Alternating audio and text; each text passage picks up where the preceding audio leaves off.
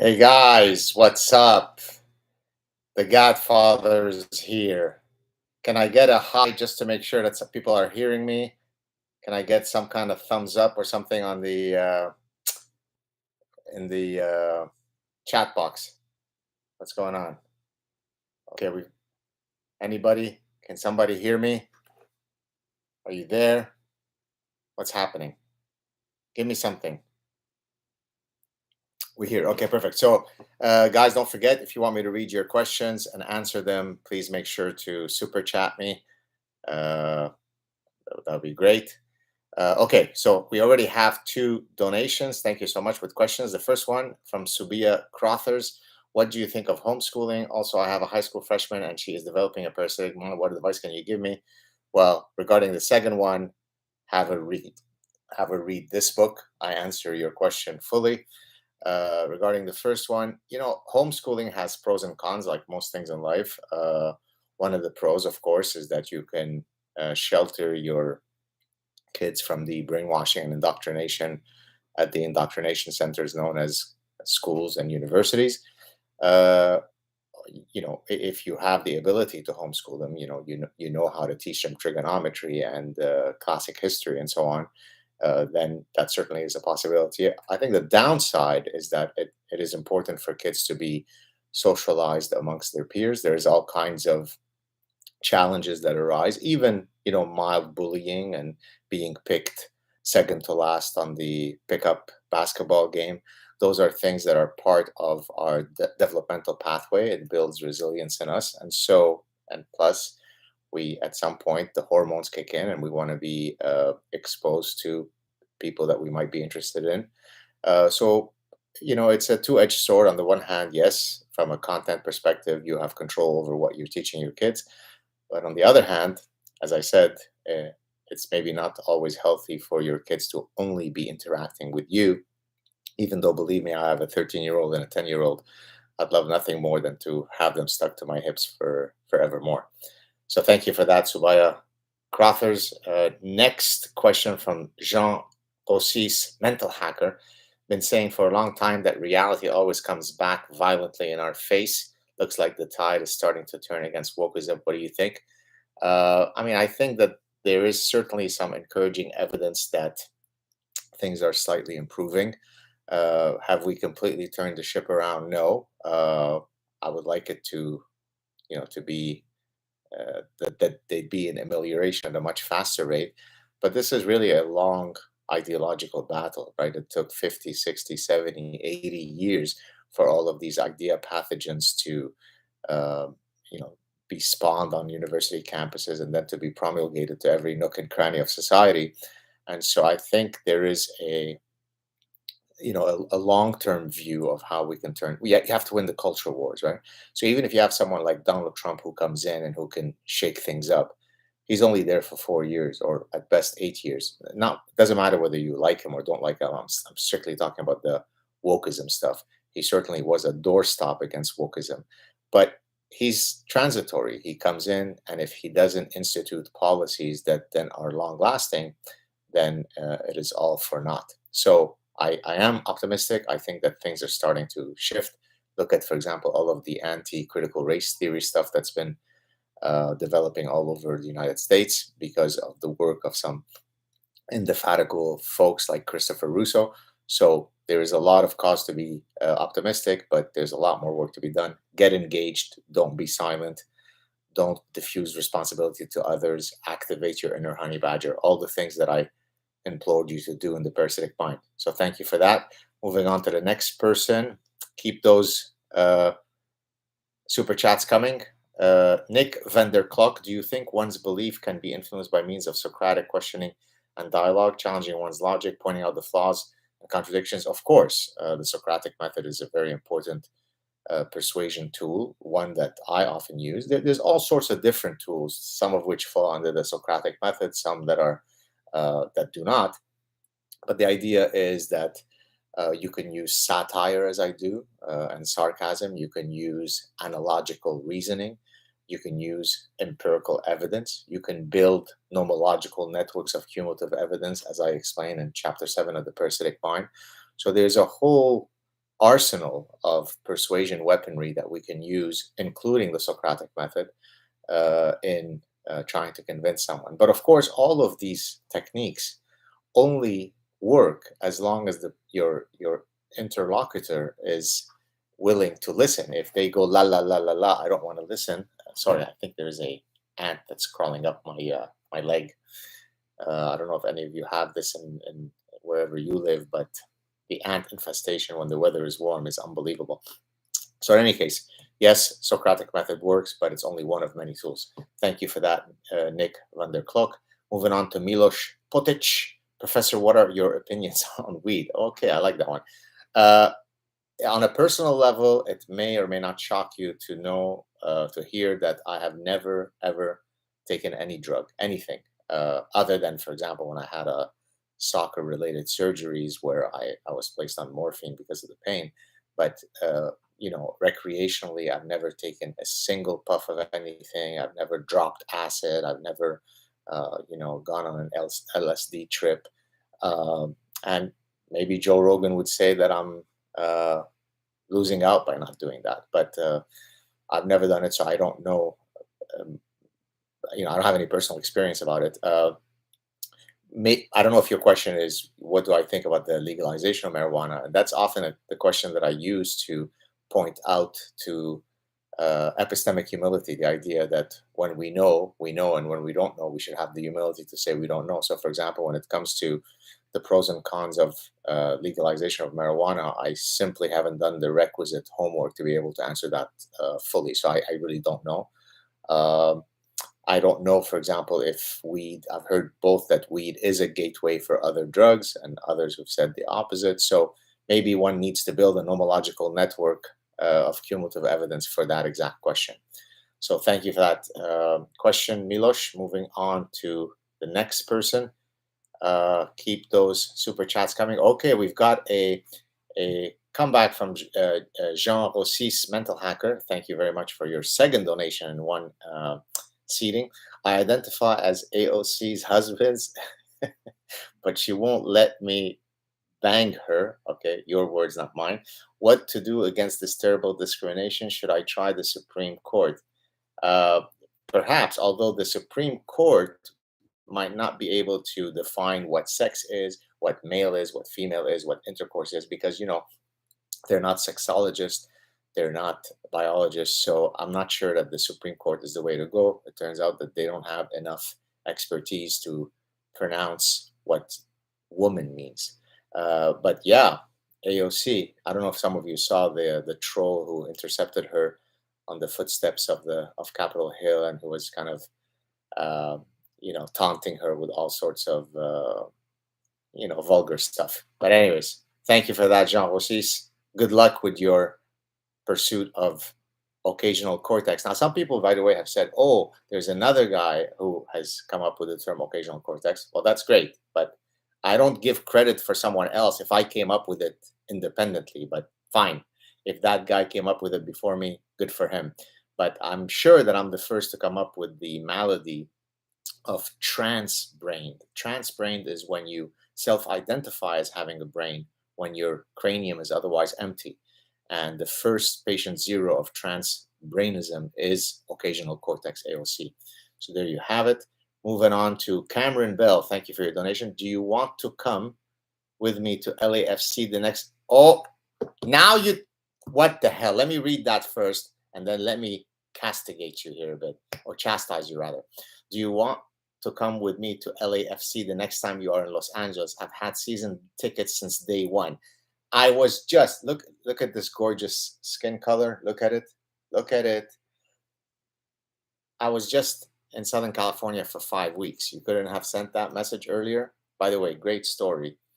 One day we're driving back from Oxnard, I think it's in Ventura or LA County maybe, and we realized that there is the derby match between LAFC and LA Galaxy, which I think it was the first year. This was just before COVID, in 2020, I think, or 2019. I can't remember when it was.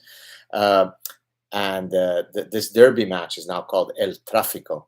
And so I call my buddy Mark Garagos, the famous lawyer, and I say, Mark, hook me up with tickets, and the lovely Mark Garagos found a way to download in my whatever the app for e-tickets, tickets for myself, my children, and my wife, and we just made it in time for uh, uh, the national anthem, which of course we turned our back and we didn't stand up because revolution. Uh, so yeah, maybe I'll first have to have my FBI special agent friend, retired now, check out that you're not some crazy person. And if I am in the area, I might just take you up on that offer. Thank you very much, Mr. Bell. That's a very sweet offer from you.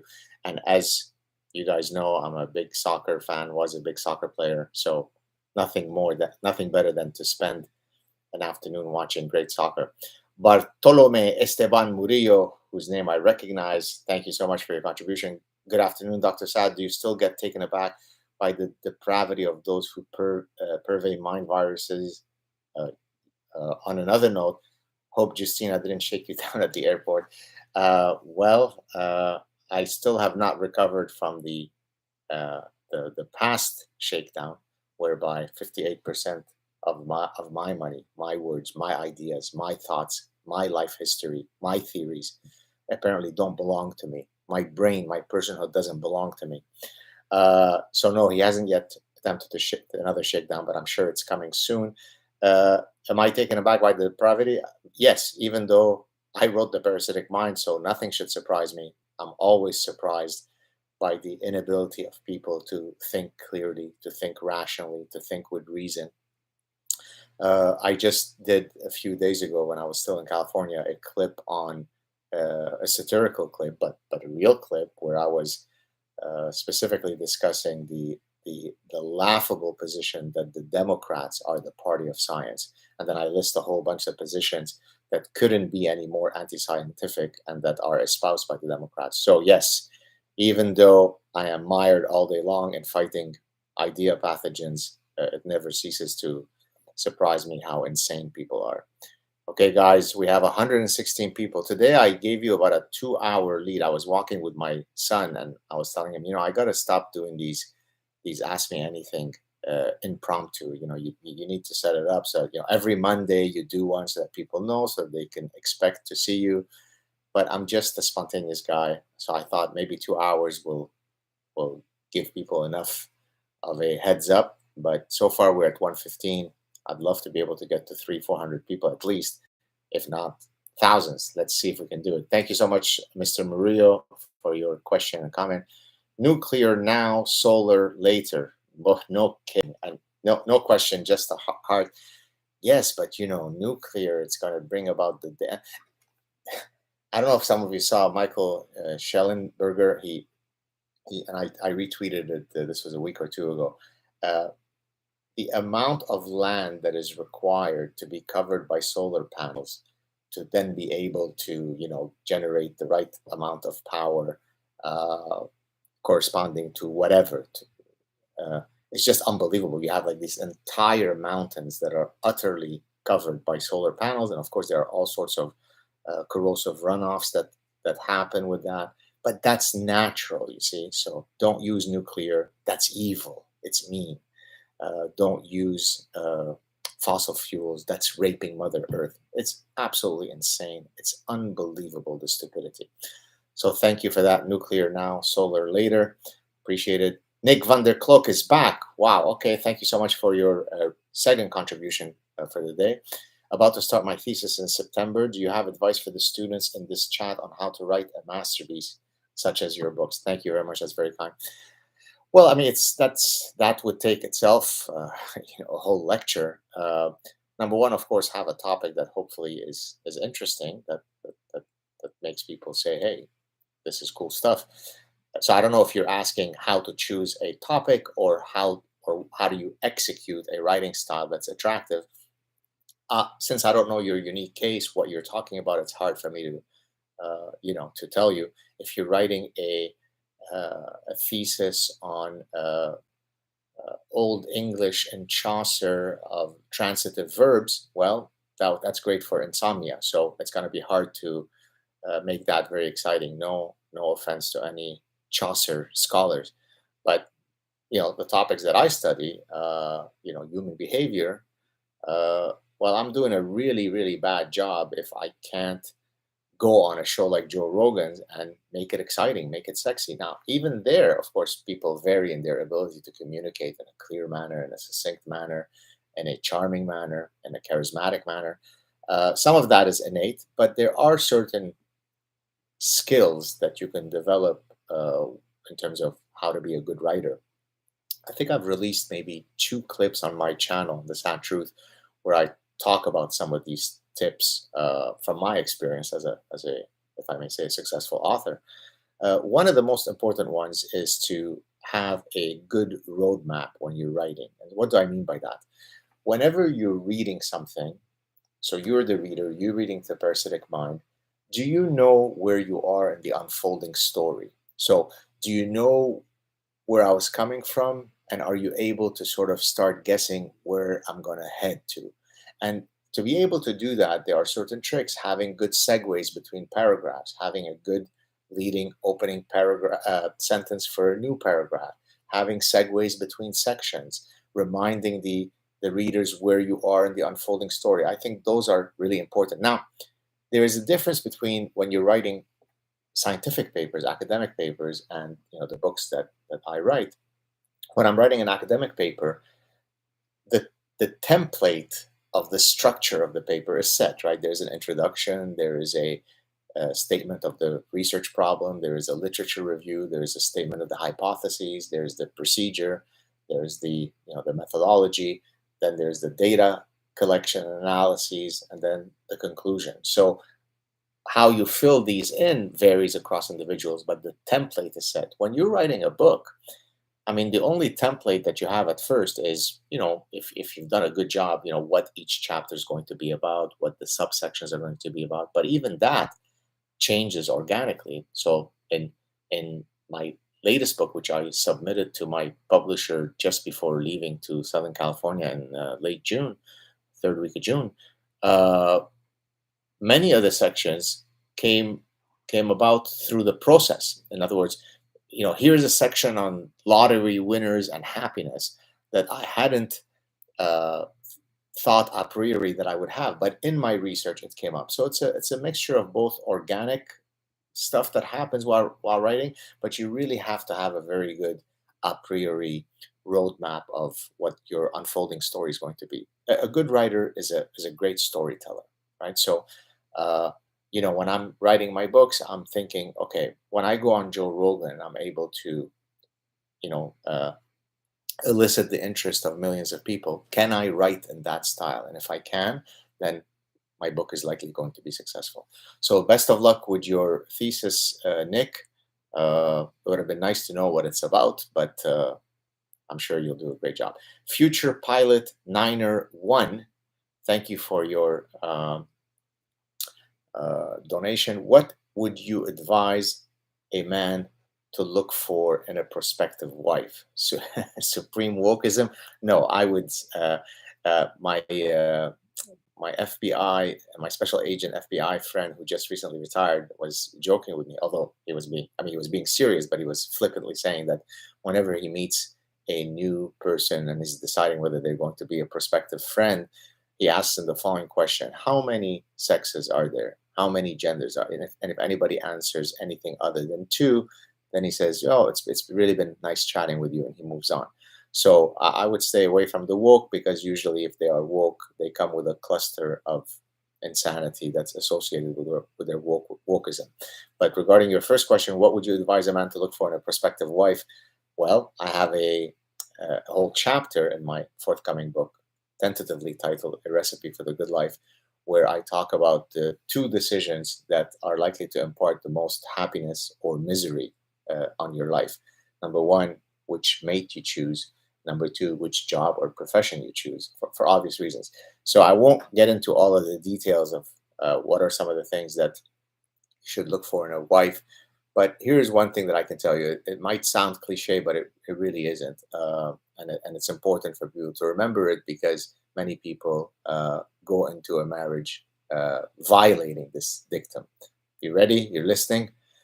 Uh, you really have to marry someone who you can be, you know, your best friend in the long haul. Uh, there's all sorts of interesting research about the anatomy and the hormonal reality of love, right? So at first we have the butterflies, we have the lust, we have the libidinal drive. Not that we can't maintain that 10, 15, 20, 30 years into our marriage. Hopefully we're still sexually attracted to our partner, but that's not what's going to drive you over the, that's going to carry you over the long run. What does carry over the long run is if you share similar values, similar beliefs, similar mindsets. If you're truly friends with each other, I love to spend time with my wife. She's my best friend. She happens to also be gorgeous. I'm very attracted to her. She's a beautiful woman. But it's not as though when I want to hang out with friends, it's not her. I go out with the boys. I love to be with her. We play sports together. We hang out together. We go walking together.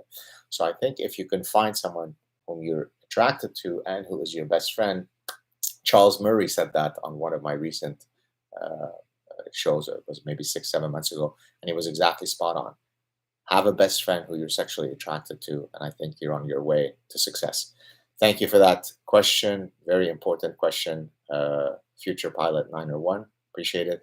Chad Self is up next. Let me go to him. Oh, keep those super chats coming. Gad, is there any truth to the rumor that as a college student you were frequently called Mr. Lebanese Long Dong? I'm unable to. I'm under a NDA, non-disclosure agreement, to answer that question, but I appreciate your levity. There is some research that has, I don't know how they did the study, that ranked the endowment of different cultures, different ethnicities, and so on. And the Lebanese scored very nicely. Thank you for that question.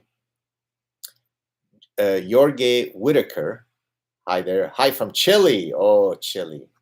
I'm not going to hold it against you that in two Copa Americas, where you had no business being in the final against a demigod of football, Lionel Messi, you played complete anti-football so that you can go into extra time, into penalty shots, and win. Hey, kudos, you won on penalty kicks, but that wasn't exactly the most beautiful football.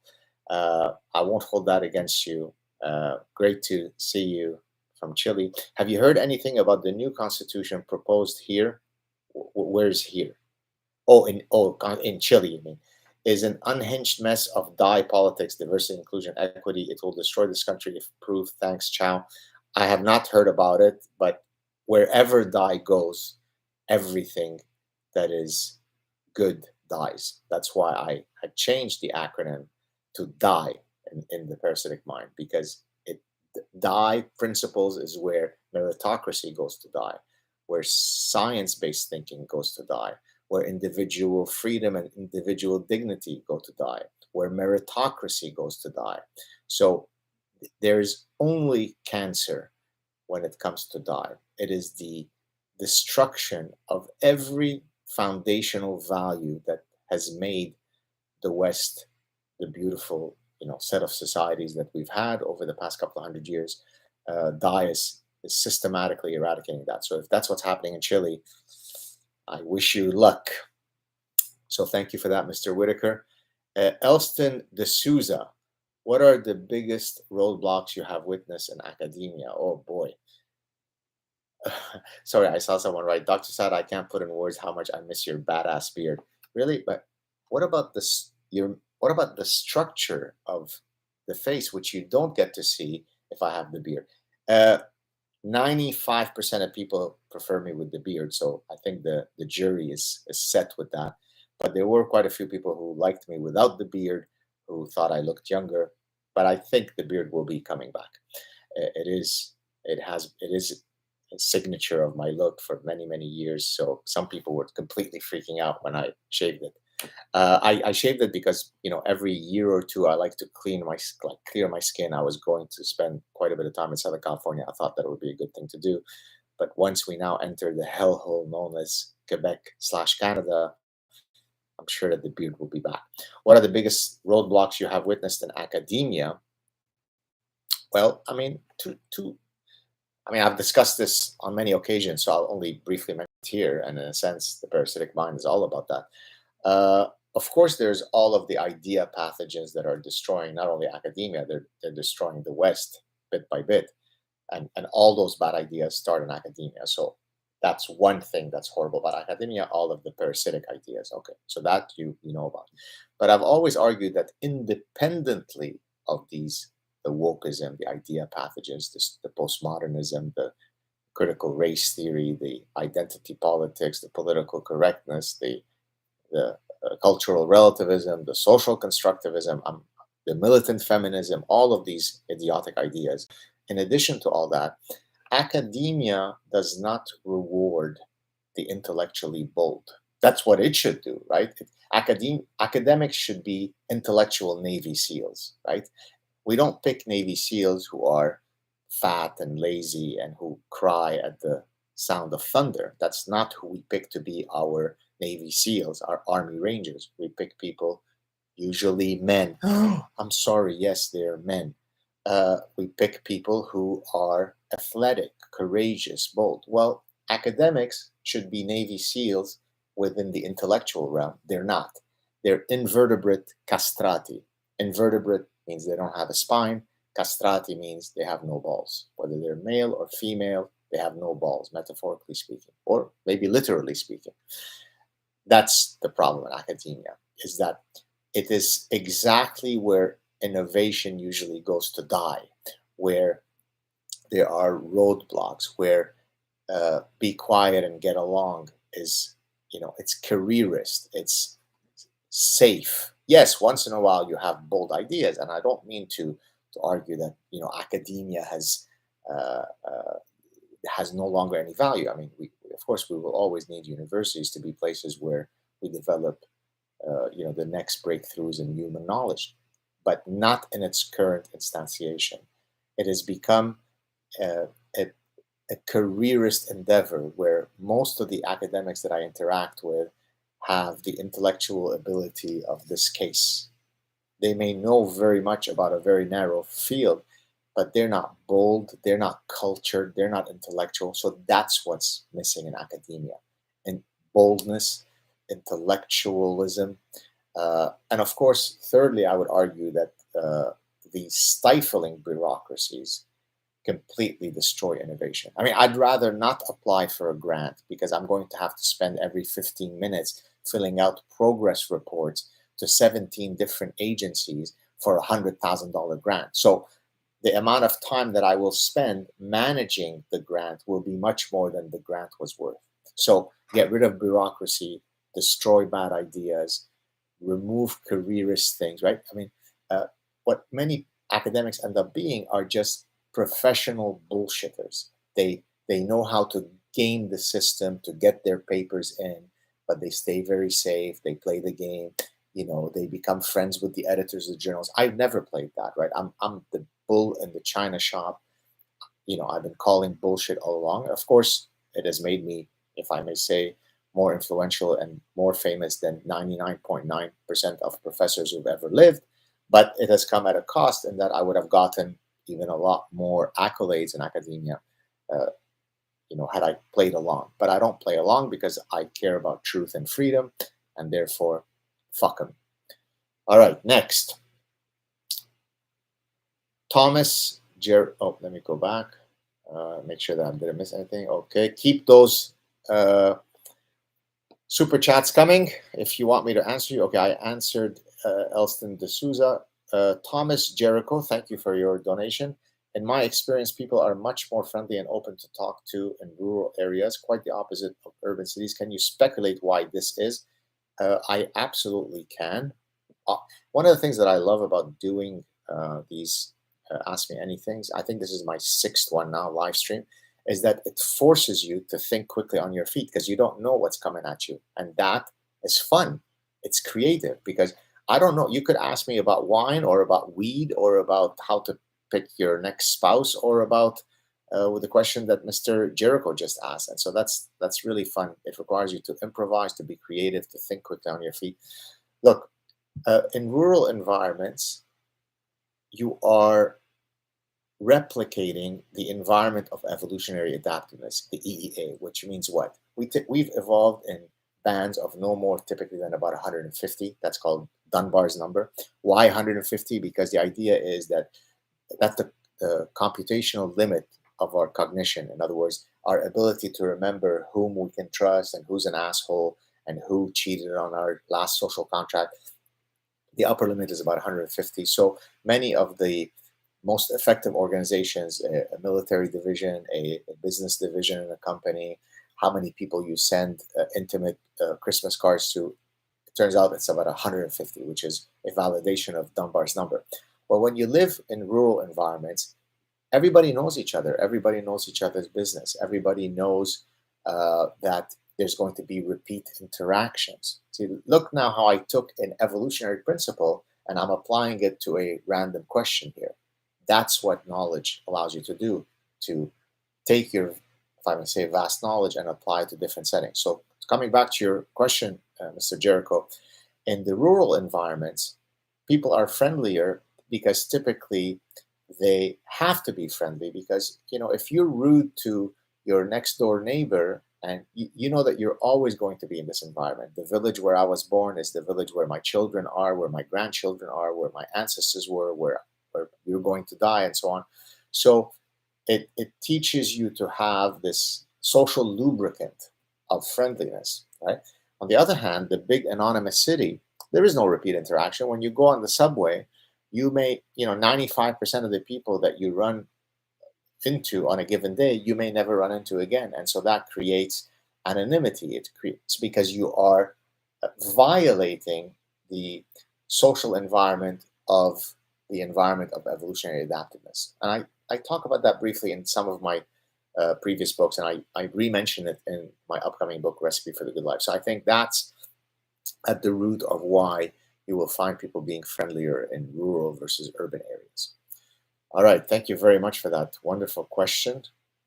Bartolome Esteban Murillo is back. Thank you so much. Dr. Saad, do you plan to write a direct memoir? I found it poignant when you described first arriving in Montreal all those years ago. Thank you for that wonderful question. I think I would love to. I mean, the idea certainly appeals to me because, when I wrote chapter 1 of The Parasitic Mind, if you remember, that's really describing my childhood leading to our escape from Lebanon. And I remember my editor, my publisher, saying, my God, I mean, he knew as soon as he was reading that first chapter that the book was going to be a huge success, even though, in later chapters, I still infused it with personal anecdotes, but, it went outside of the memoir realm. But I really enjoyed writing that because there's something different about the process when you're writing your life story, right? You're not going and referencing other stuff. You're not doing a literature review. You're just sitting there. It's your experiences in your head that are being channeled through your fingers and that you're now sharing with people. And I found that exercise to be a uniquely enriching one. So my answer would be yes, I would love to consider writing a memoir. Not sure when that would be. Maybe when I'm a bit longer in the tooth, as they say. But yeah, that's certainly something that I've thought about. So thank you very much for that question. Yeah, there you go. Oh, hold on a second. I think I might have missed someone. Okay, coming back to, Nick van der Kloop. Thank you, Cloak. Thank you so much. I think it's donation number 3. If everybody were as lovely and generous, maybe I can dedicate all my time to doing nothing but content creation. Thesis topic, because I had asked, what is your thesis topic about? Using Socratic reasoning during crisis negotiations to change the mind of a suicidal person who is about to jump. Book recommendations? Question mark. Wow. First of all, what an incredible topic. So I'm trying to think whether your use of the Socratic method, or as you call it, Socratic reasoning here, in the context of interacting with a suicidal person, how that would jive with cognitive behavior therapy in the sense, I mean, yes, cognitive behavior therapy is a different beast. But by the way, Epictetus and the Stoics had pretty much uh, predated what we now have, what we now call CBT, cognitive behavior therapy, right? Because what happens in cognitive behavior therapy? A person holds a certain set of cognitions, and then based on these erroneous cognitions, they engage in certain behavioral patterns that are deleterious. For example, you keep choosing the wrong types of mates because you have wrong cognition about your self-worth. And so now you go into CBT with a therapist who's going to try to alter the structure of your cognitions so that that will result in downstream uh, alteration in your behaviors, right? And so, and CBT has been shown to be a very effective therapeutic method that has been tested scientifically, unlike a lot of the other bullshit therapies that happen within the interaction between therapist and patient. So I don't know enough about how you apply the Socratic method in the context of suicidal people, although I can imagine. So I can't give you specific book recommendations. What I can tell you is that, and this is probably not relevant to what you're asking, I wrote, I think it was back in 2007, maybe. I can't remember the exact year. I think it was 2007. I published a scientific paper in a medical journal where I was looking at ecological variables that affect the ratio of male to female suicide rates. So around the world record or world data, men commit suicide at the rate of about 3 to 1 to women. So women are more likely to attempt suicide, but men are more successful at it. So one argument being that women use it as a signal for help, really. They don't mean to go through with it, really. Whereas men are really successful at committing suicide. They blow their brains. And so what I wanted to know is, okay, so globally the ratio is 3 to 1, but why does this country have a ratio of 6 to 1, whereas this country has a ratio of 2.1 to 1? What causes these fluctuations in the male to female ratio?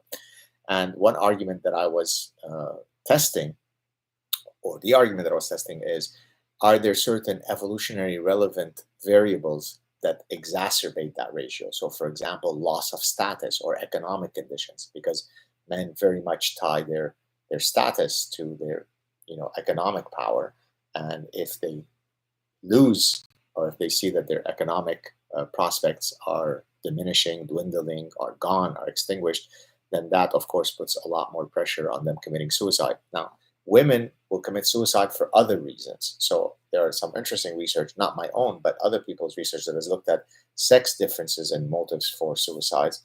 And these map very nicely along evolutionary lines. So I think it might be fun for you, if only to make your literature review a bit more, beefy, to have a small section discussing the Darwinian reasons for suicide. Because at first thought, it seems, well, how could this behavior ever be part of the repertoire of the human condition? Because the survival instinct is the most fundamental instinct that we have, and yet people are saying, I'm checking out. Screw survival, I want out. And so there are some interesting Darwinian explanations for why suicide exists. And I think, if nothing else, but to kind of, as I said, make your literature more complete, you might have a couple of sentences there to discuss that. So thank you for that, Mr. van der Klok. Sounds like a really good topic. I don't know if I'm pronouncing the name correctly. Jiner Perez, or maybe Yener Perez. What are the limits of freedom of speech, given that going beyond its limit is what allowed to combat tyranny in countries like Cuba? So I don't know if you're referring to here the paradox of tolerance that Karl Popper has talked about. Do you tolerate those things that are intolerant? And by the way, I quote the Popper's paradox in the Parasitic Mind. I'll answer the question in the following way. I've often said, and I'm happy to repeat here, that I'm a free speech absolutist, in the sense that I don't think that you should not say things because it hurts people's feelings, because it may, using 17 causal steps of bullshit causality, incite somebody to violence. Unless there is a direct incitement to violence, which that's not protected under free speech, I think anything goes. For example, falsehoods, lies, not defamation. So, what are the conditions that I don't think freedom of speech is allowed? Defamation or libel and defamation, direct incitement of violence, right? You can't organize a pedophilia group and say, oh, but that's just freedom of speech. Okay, so short of these provisos or special cases, anything goes in a free society. You're allowed to be a moron in a free society. You're allowed to be wrong in a free society. You're allowed to spread falsehoods in a free society. You're allowed to be a disgusting racist pig in a free society. That's the price you pay to protect freedom of speech. So there are no limits to freedom of speech as far as I'm concerned.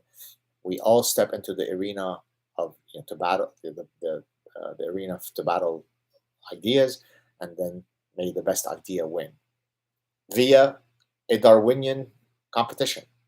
So there you have it. Thank you, Mr. Perez. Moving on. Milos is back. Let me go back here a bit. Make sure that I'm not missing anybody. Okay. Yeah, Milos Potic, thank you very much for returning. I think you are missing out on not trying weed. Maybe next time you're on Joe Rogan. I can't contemplate a valid reason that justifies never trying it. Well, I've never been sodomized by 3 Turkish guys, and I don't have any desire to do it, even though I've never tried it. So I'm not sure that I follow the logic of if you've never tried it, how can you know, and so on. There are many, many, many. There are more things that I've not tried than have tried in life, and I've not tried them because there is a set of preferences that guide my choices. I don't like. Look, if I'm going to get psychoanalytical, I'm being completely speculative here, but I'm engaging in some self-reflection. I don't like being out of control, right? I don't like. Now, although I have gotten somewhat tipsy. By the way, I only started drinking at the age of 23, and I was forced by fellow soccer players who found out that I had never drank. And I used to have very long hair at the time. I was kind of the Lebanese Samson, so they jumped me in the hotel, in one of the hotel rooms, grabbed my ponytail, put a scissors, and they said, "You either start drinking today, or you're gonna get a haircut." And that was the first time that I drank. Uh, so I just don't have any. Notwithstanding the fact that I had put on a lot of weight, as many of you know, I've lost a tremendous amount of weight over the past year and a half. I don't really have any sins other than having put on weight. I eat very healthily. I don't drink. I've never taken drugs. So maybe it comes from that. Maybe it comes from a purist bent. Maybe because I've had health anxiety. Therefore, I don't like to take anything that I haven't evolved necessarily to take. So for all sorts of reasons, I haven't seen any benefit to it. But maybe you're right. Maybe I should try it. Maybe next time I'm on Joe Rogan, we'll smoke up together. Maybe it'll even be a better show than the usual show that it is. So thank you for that, Mr. Potic. No names. Hug, marry, slap. I've had one of those once before in the Ask Me Anything stuff. I'm looking at myself here. I mean, God damn, look at that jawline. Are we sure we want to get rid of we want to bring back the beard? And this is me having maybe put on 2-3 pounds while on vacation. I mean, look at this jawline. All right. Hug, marry, slap. Trudeau, Legault, who's the premier of Quebec, and Sam Harris. Oh boy. Oh boy. Slap Trudeau. That feels right. Slap Legault. Slap Sam Harris? No. No. God. I can't imagine marrying Trudeau or Legault. I'm going to hug Legault out of pity. I'm going to slap Trudeau. For fuck's sakes, I'm going to marry Sam Harris, really? I guess that's what it is. All right. Elston D'Souza's back. Is Lebanon today the same as when your family fled? No, because Lebanon, changes every 15 seconds. The Lebanon that I fled was mired in the most brutal civil war that's imaginable. You don't have that now, but you have the complete collapse of the financial system. So there are different challenges today from the the time that I left. But I think what remains the same, and I hate to say this, and I apologize to my fellow Lebanese compatriots, what remains the same is the fact that the trajectory of Lebanon always remains dark.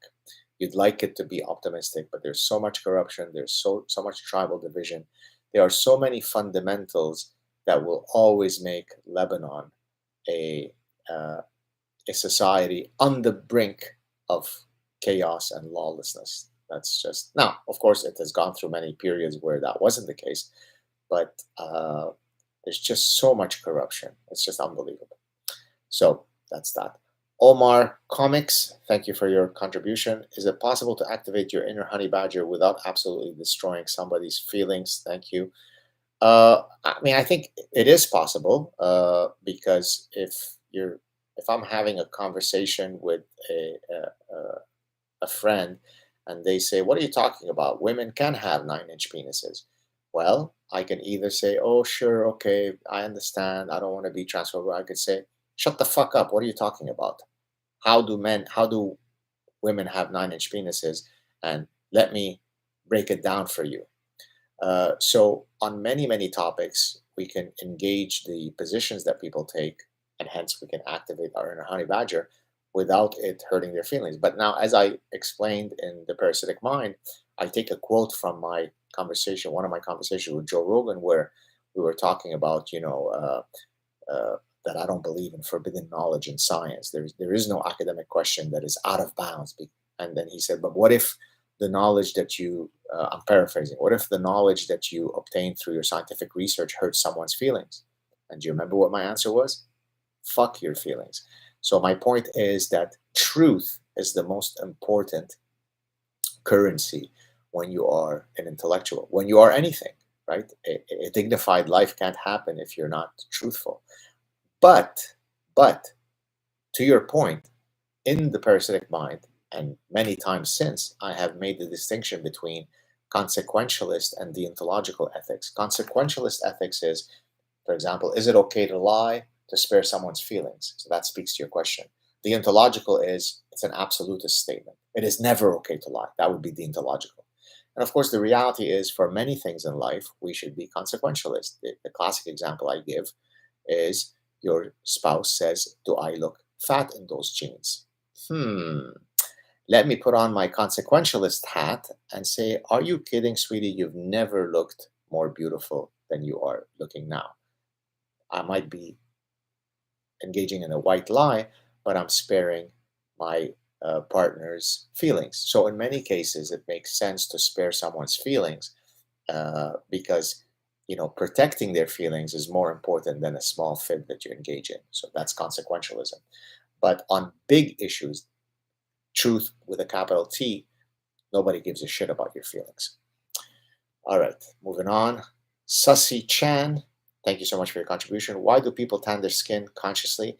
Has tan skin always been perceived as attractive in the Western world? Well, as so many things in life, I've already written a scientific paper on that. You can go to a paper that I published in the journal Psychology and Marketing with a dermatologist, where we looked at the evolutionary roots or the behavioral roots for suntanning, both natural suntans and artificial sunbeds. I won't get into the whole conversation now, but not surprisingly, if you want to look at the demographics of those most likely to tan, they're likely to be single, young women. And they're also likely to discount the future costs of suntanning, skin cancer, for the immediate benefits of, quote, looking good, right? I want to look good and radiant at tonight's party because Tony's there. And whether I get skin cancer when I'm 73, who cares? That's in a long time from now. I am immortal. I'm a young woman. And we also talk about, to your question, why is it that suntans have become associated, with health and so on? So some will argue that there's just an aesthetic glow, something nice when you've been exposed to the sun. Some have argued speculatively, but that there is some evidence to support that in the past, having a tan was associated with working out in the fields, and not having a tan was associated with you're not plowing the land. Later, it became associated with the leisure class. You go on vacation, you could take time to suntan, therefore you were high class. In some cultures, you whiten your skin because there's a correlation between social status and how dark your skin is. The lighter it is, the higher social status you are. So there are different evolutionary arguments for why you tan or avoid tanning. But if you're interested, check out my 2006 paper with Albert Peng, who is a dermatologist. There you go. Gray Bradbury, thank you for your contribution. What advice would you give someone with a degree in history struggling to find their way in this woke world? That's kind of a vague and broad question because, is your implication saying that you have a history degree that you'd like to do something in history? Uh, is it you're asking what can you use history for?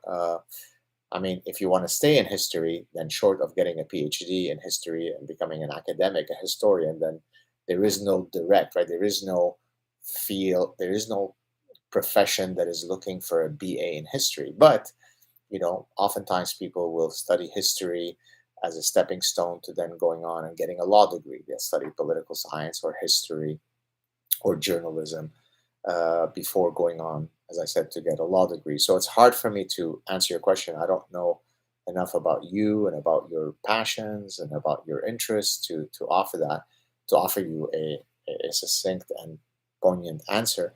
What I can tell you, which is something that, as I mentioned earlier, I spoke about in the Parasitic Mind, not the Parasitic Mind, the next book, A Recipe for the Good Life, when I talked about the two important decisions that you make that either impart happiness or misery upon you, choosing the right spouse, choosing the right job.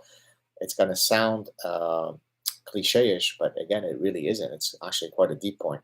You really have to choose something that you're passionate about that gives you a direct trajectory to purpose and meaning.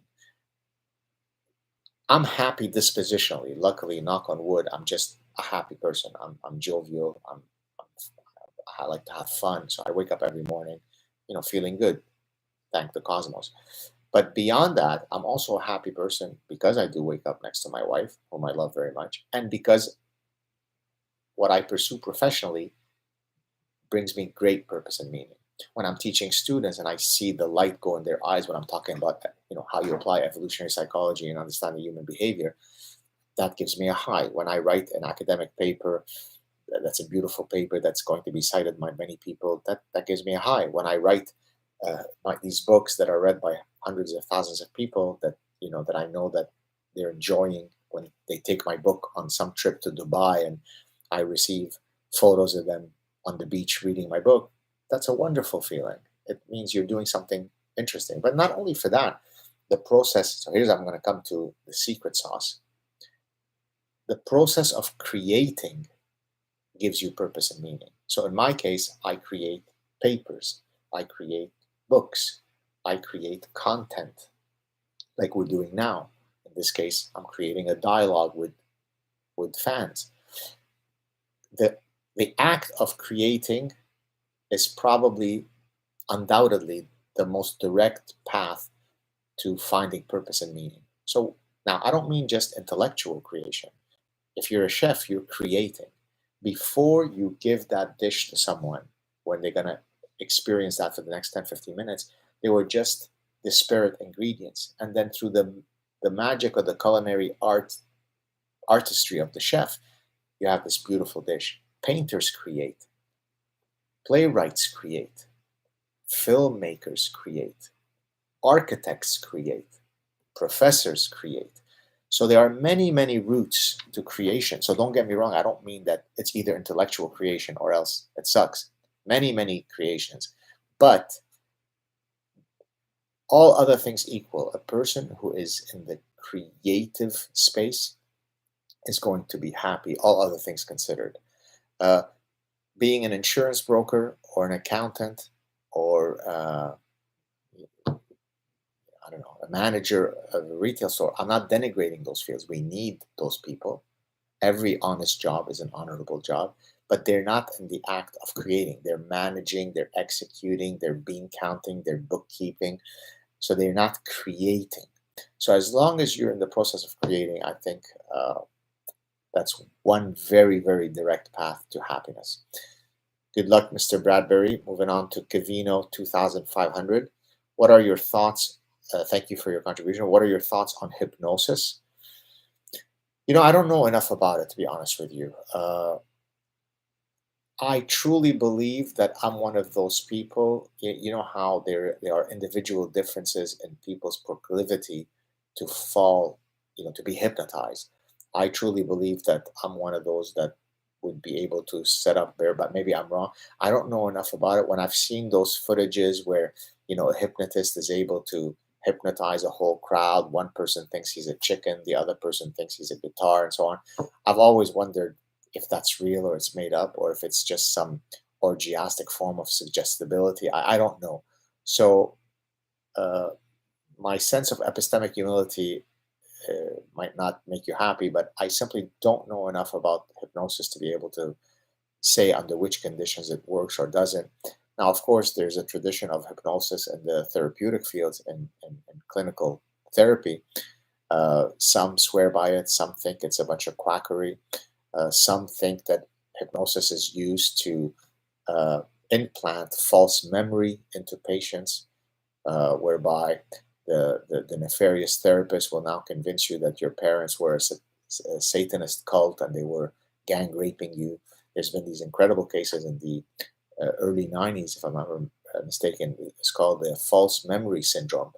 And a lot of those came through hypnosis. So if I'm going to fall on one end or the other, I'm going to say that hypnosis, whether it's quackery or it's used for nefarious, has more negatives than positives. But that's the extent of my knowledge.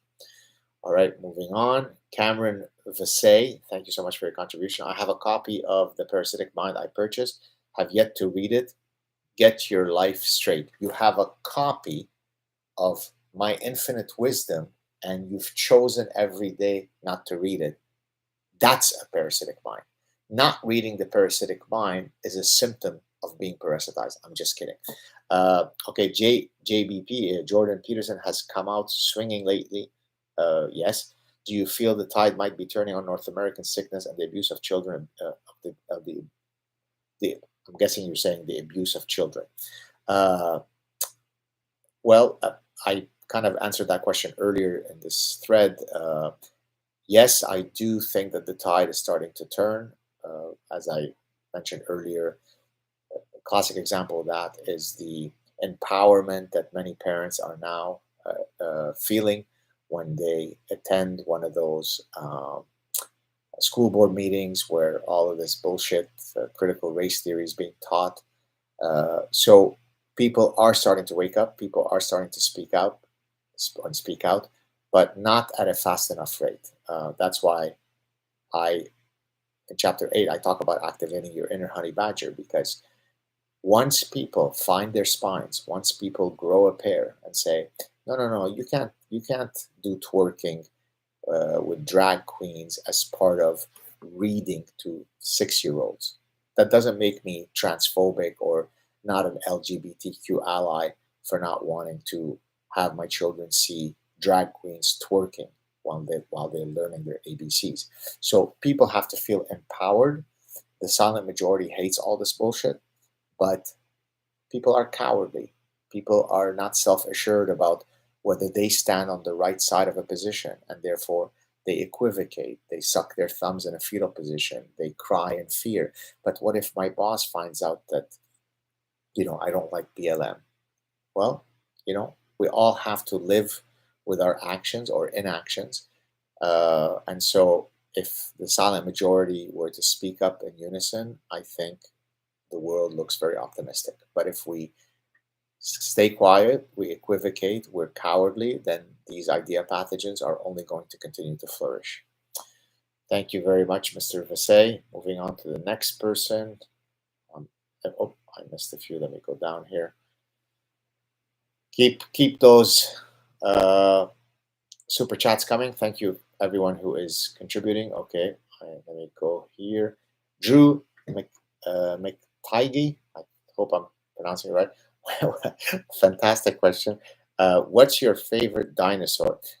I don't know enough about the different types. Of course, the one that seems the most ominous is T Rex. So because I like fierce things. I love Belgian shepherds because, boy, they are living dinosaurs in terms of their ferocity. Uh, Try to approach me when one of my Belgian shepherds is with me. Good luck. Uh, so I'm going to say T Rex, if only because that's sort of the one that was top of mind. But thank you for that very creative question. All right, moving on to Linda Rainier. Love listening. Thank you. It's you don't know how fun it is. Like today, by the way, I haven't checked my emails in 5.5 weeks because I went away. The best way to reduce my stress is to, even though I was active on social media, I was checking things. I did a few sad truth clips, but not being every 5,000 times a day being prompted by someone with a request or whatever is a way to vacation. And I haven't gotten around to checking my emails. So today I said, okay, today, Friday, July 29th, that's it. I'm going to muster all my courage and get into those emails. And then, I wasn't ready yet. Maybe at some point next week, we'll see. And then I said, okay, well, I want to be creative. I want to do something productive. Hey, let me go ahead and do an Ask Me Anything. So thank you all for coming. Only 214 people. Why am I not getting 20,000 people here? What's going on? Maybe I need to have this on a regular basis at a scheduled time. Maybe more people will schedule, their time with me that way. So love listening. Thank you. I love doing this. I wrote a novel based on world mythology. And what is your take on the connection between myths and human experience? Beard is fire. Okay. So beard is fire. Sorry, not sure I understand the lingo. Beard is fire means you like me better with a beard, correct? And that's fine. That's fair. Uh, what do I think of mythology? Look, I guess we're going to enter here some of the Jordan Peterson territory, although he's hardly, the first mythologist. Or I mean, Carl Jung, of course. Carl Jung spoke about, mythology and so on, the archetypes and all that. Mythology is great to the extent that it offers us something about our shared human nature, right? So I argue in several of my books, in this book, The Consuming Instinct, and in this book, The Evolutionary Basis of Consumption, that cultural products are fossils of the human mind, right? Why? Because paleontologists, look at the segue with the earlier question on dinosaurs. A paleontologist reconstructs the phylogenetic history of a species by looking at the skeletal remains, at the fossil record, and they're able to tell you how they mated, whether they were herbivores or carnivores or omnivores. They can get into very, very details and specifics by studying fossil record and the fossils and the skeletal remains. But the human mind doesn't fossilize, it's organic. But what does fossilize, as I argue in these two books, are the cultural products that are left behind. They are fossils of our shared human nature. Well, one such cultural fossil are world myths. And of course, if you now add this in your book, I better receive the proper citation and attribution, or I'll know. So mythology is great to study, at least as an evolutionist, because it really is a window to understanding our shared human nature. So there are many myths that evolved in many different parts of the world at different time periods that are hauntingly similar. Why? Because the underlying substrate of those myths say something about our shared human nature. So from that perspective, I think world mythologies and folkloric stuff is something beautiful to study. So thank you for that question. Moving on. Luis Gomez, thank you so much for your contribution. Is this say your pronoun will I need to list my pronouns? Okay, so this question is this pronoun sanity going to exist forever? No, it won't. When enough people say bullshit, I'm not listing my pronouns, it will just go away. The reason why it happens is because there's an asymmetry between those who are pronoun activists, the administrators who are afraid of the blue-haired Taliban, the pronoun activists, and then the silent majority who says, I don't want any trouble, I'll do whatever, because I don't have any balls, I'm too weak, I don't have a spine, so whatever you tell me, I'll do. I just don't want to be in trouble. The minute that people say, sorry, I'm not listing my pronouns.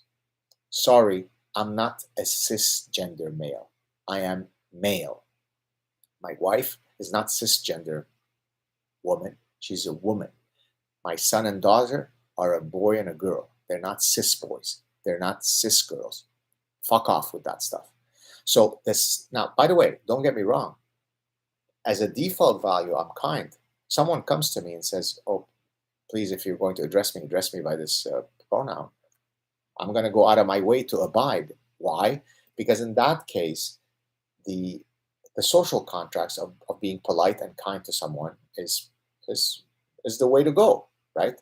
So the position that I take has nothing to do with being transphobic. I get a million letters from transgender people who say, "Thank you very much, you're my hero," blah blah blah. So any person who has a functioning brain knows that there is zero bigotry in me. I mean, I don't give a shit whether you self-identify as this or that. I'm going to be polite and respect you, but don't spread stories like boys too menstruate.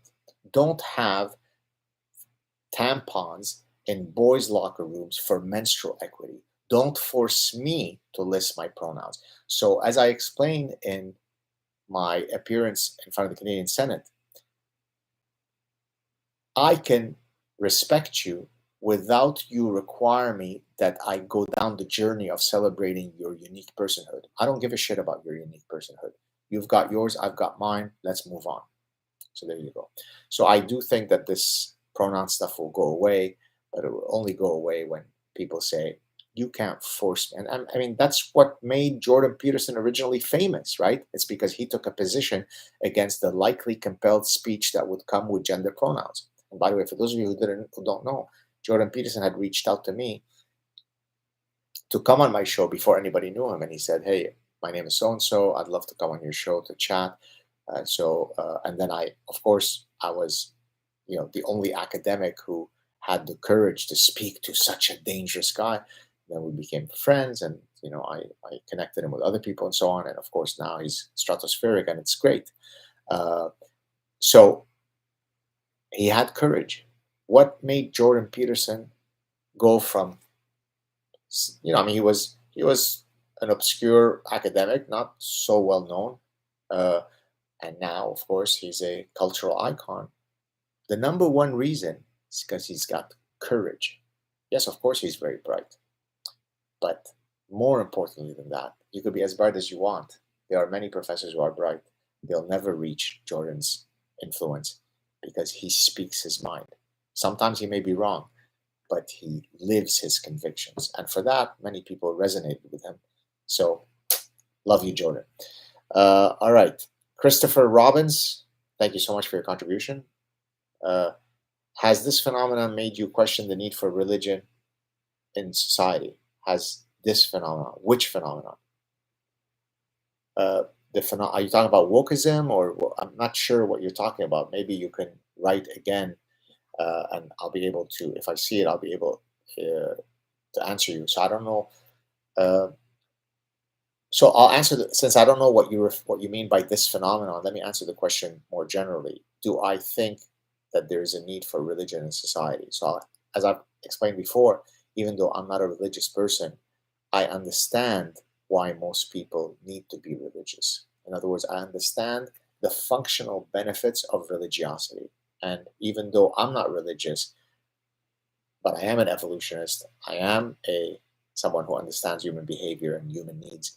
And I don't think we'll ever get rid of religion because we have this big prefrontal cortex that realizes that the party is finite, and therefore most of us don't like the idea that the party is finite. We'd like to think that we are immortal. We'd like to think that the party will go on in some other realm. And therefore, if only because of that, never mind the other functional benefits that religion offers us, once I swallow that religion pill, I'm going to see my dog Roscoe again and my uncle Jim Bob, whom I loved very much. I don't know why I'm choosing names from Arkansas in the Deep South. But anyways, so religion will always be there. There you go. Robert Atkins, thank you so much for your contribution. What is your thoughts about spanking children? Wow, what a great question. Uh, I'm of two minds. It depends what we mean by spanking. I certainly came of age at a time where spanking was a lot more. Beating the shit out of a kid, no. A little, in other words, is it the case that any form of spanking is a no-no because the Freudian argument that you're going to damage the kid forevermore? No, I don't think so. My parents didn't spank me. I don't spank my children, but I'm not, you know, fully willing to say that under no circumstances does some physical punishment, and here I really mean light. In other words, it's one whereby you are imposing your parental authority on the child more than actually imparting, you know, any possibility for physical pain. It's right. It's right. It's you do the same. It's when the dog whisperer, gives a rigid tap to the dog to get him out of his, fixation. So, so I'm not willing to say that no form of physicality is appropriate, but again, it has to be within limits. No physical intervention should ever cause any kind of serious pain to a child. Pulling out your belt and starting to viciously, beat a child, no. But going on his backside and hitting him three times symbolically, I can see that being for some people okay. All right, Nick van der Cloak is back. Wow, thank you so much, dear God. Thank you so much for your previous advice for the thesis. My pleasure. Could you maybe elaborate a bit on the evolutionary explanations behind suicide? Well, there are the most. I'll just give one. The most, if you want, other than you can, if you do the literature review, you'll get the whole thing. Uh, the classic argument comes from a group selectionist perspective. Imagine that you're part of a tribe and you're the slow, weak one, elderly one, too weak to keep up with the speed at which the tribe is moving, and then the predators are starting to loom and catch up.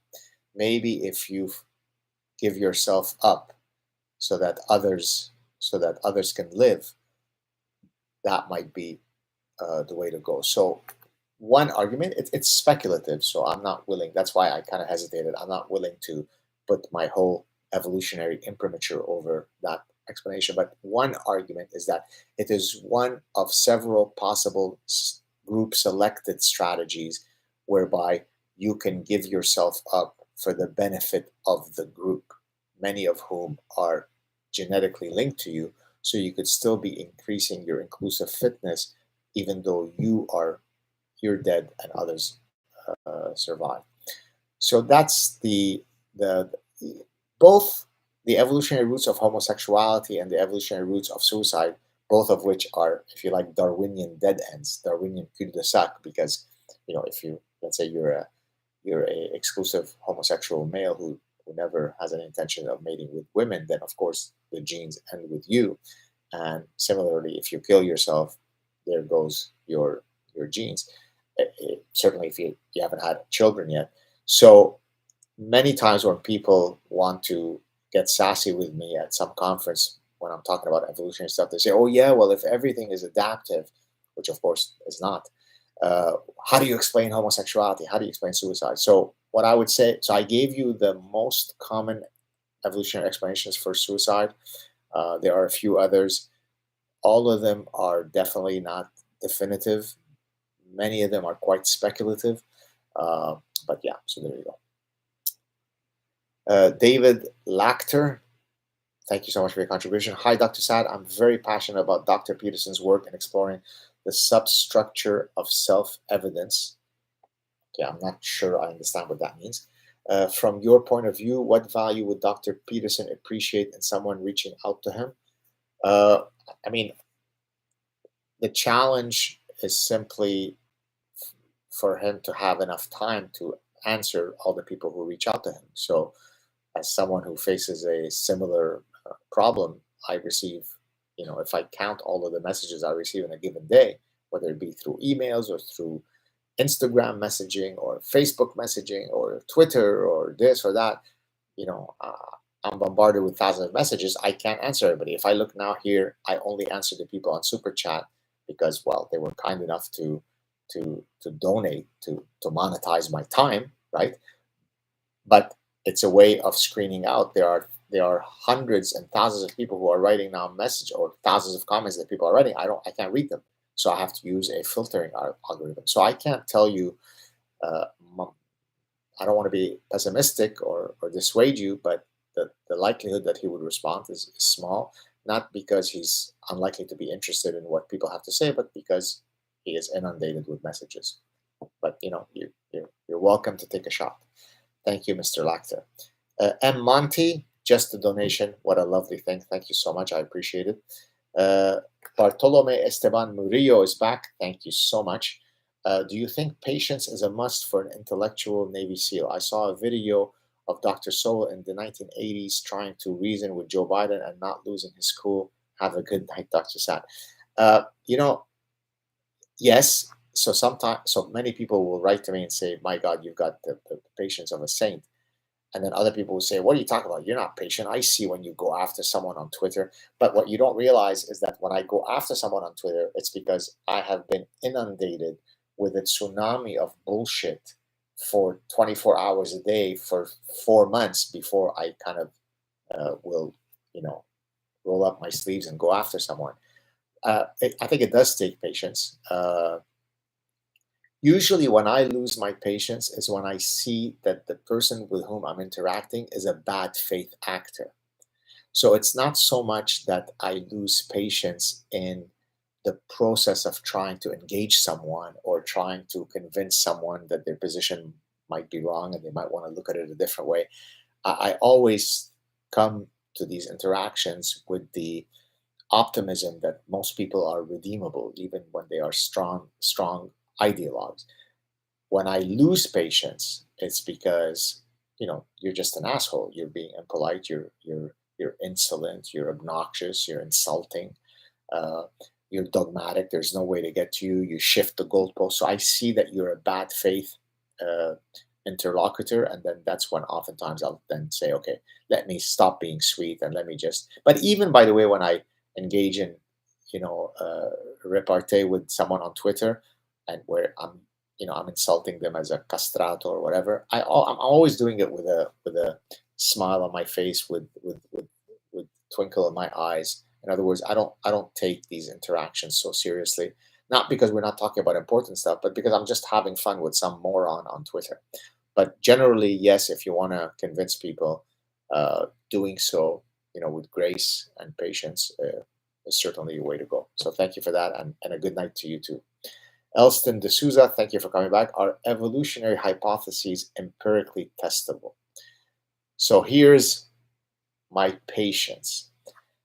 I'm going to be patient and say yes. Why am I being patient? Because this is probably the 94th millionth time that I hear this question. And doesn't matter how many times I explain it, someone else will come along and say, but bruh, evolution, unfalsifiable. Nothing can be further from the truth. An evolutionary hypothesis is just a hypothesis.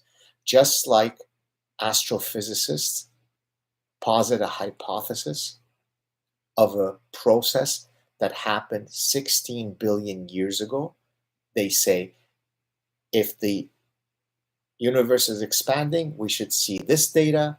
If the universe is contracting, we should see this data. Let's run some observations, and then it will either falsify our premise or not. The exact same thing happens with evolutionary principles.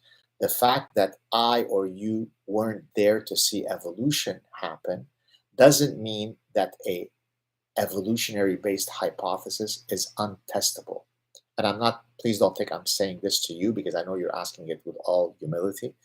The person who says that is one of the most egregious moron, because many of the most important sciences, where we originate from, astrophysics, where we originate from, evolution, are historical sciences. Oceanography is historical. Paleontology is historical. It has historicity. Geology is historical. Earth science, which is geology, is historical. Evolution is historical.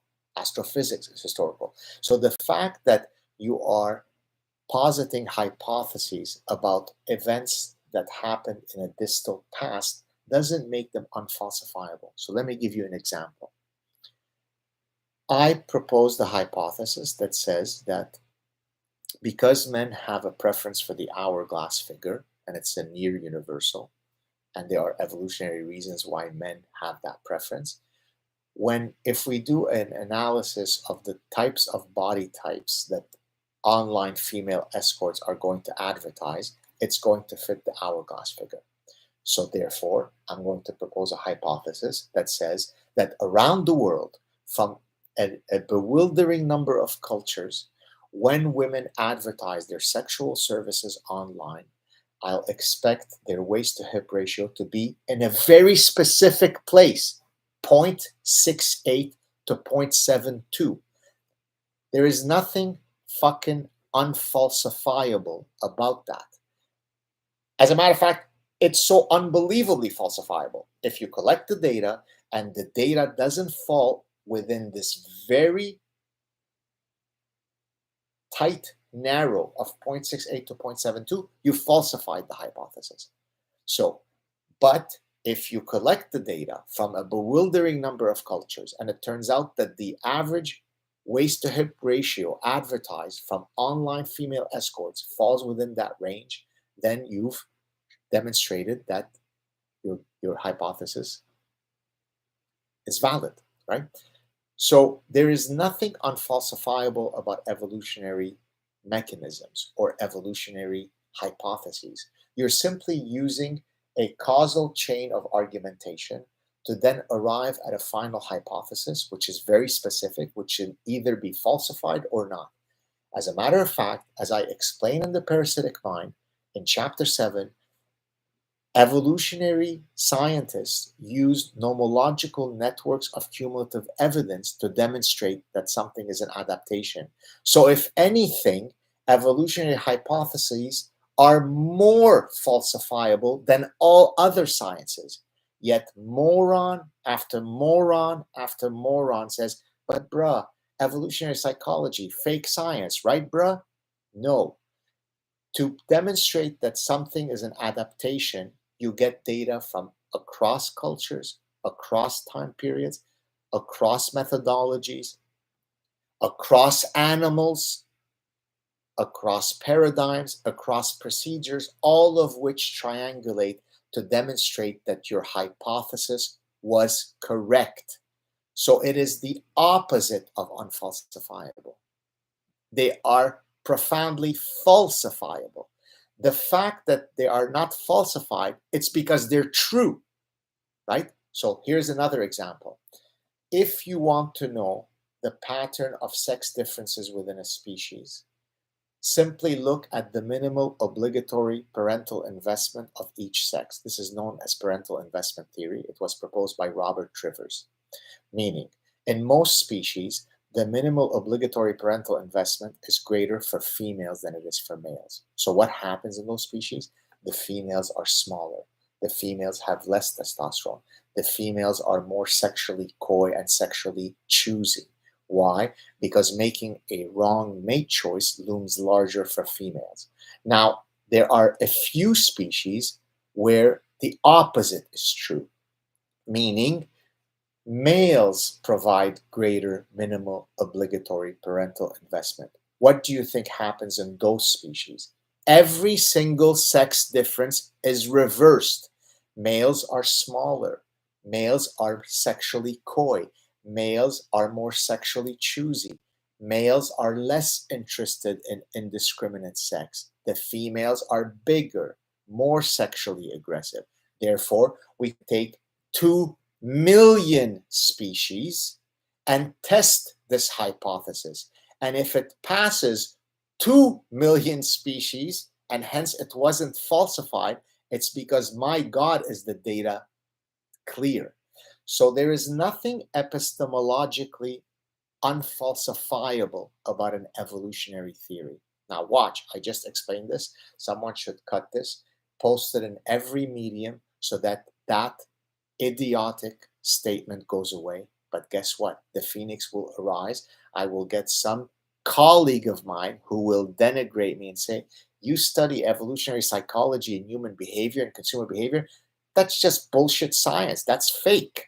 Yeah, right. That's fake. That's why I get paid the big bucks by companies to help them, moron. So thank you, Mr. D'Souza. Evolutionary science is the most rigorous of all sciences. That's why Charles Darwin is the most important scientist who's ever lived. More important than Albert Einstein. M. Monty, what would be your opinion on the 1968 Calhoun experiment, Universe 25, in comparison with today's Western society in the age of decadence? I have no idea what 1968 Calhoun experiment, Universe 25 means. I don't know if I'm supposed to know what that is. So unfortunately, and with all due deference, I don't mean to disappoint you. I can't answer that because I have no idea what that is. Maybe I'll have to look into it. Sorry about that. Show. Oh, let me go back. Let me go back. I missed a bunch of people. Hold on. Keep those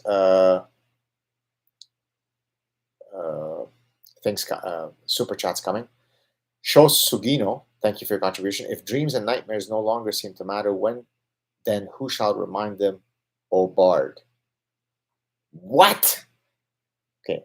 Is this a haiku? Is it an LSD trip? I don't know what that means. I'm not a poetry guy. If dreams and nightmares no longer seem to matter, then who shall remind them, O Bard?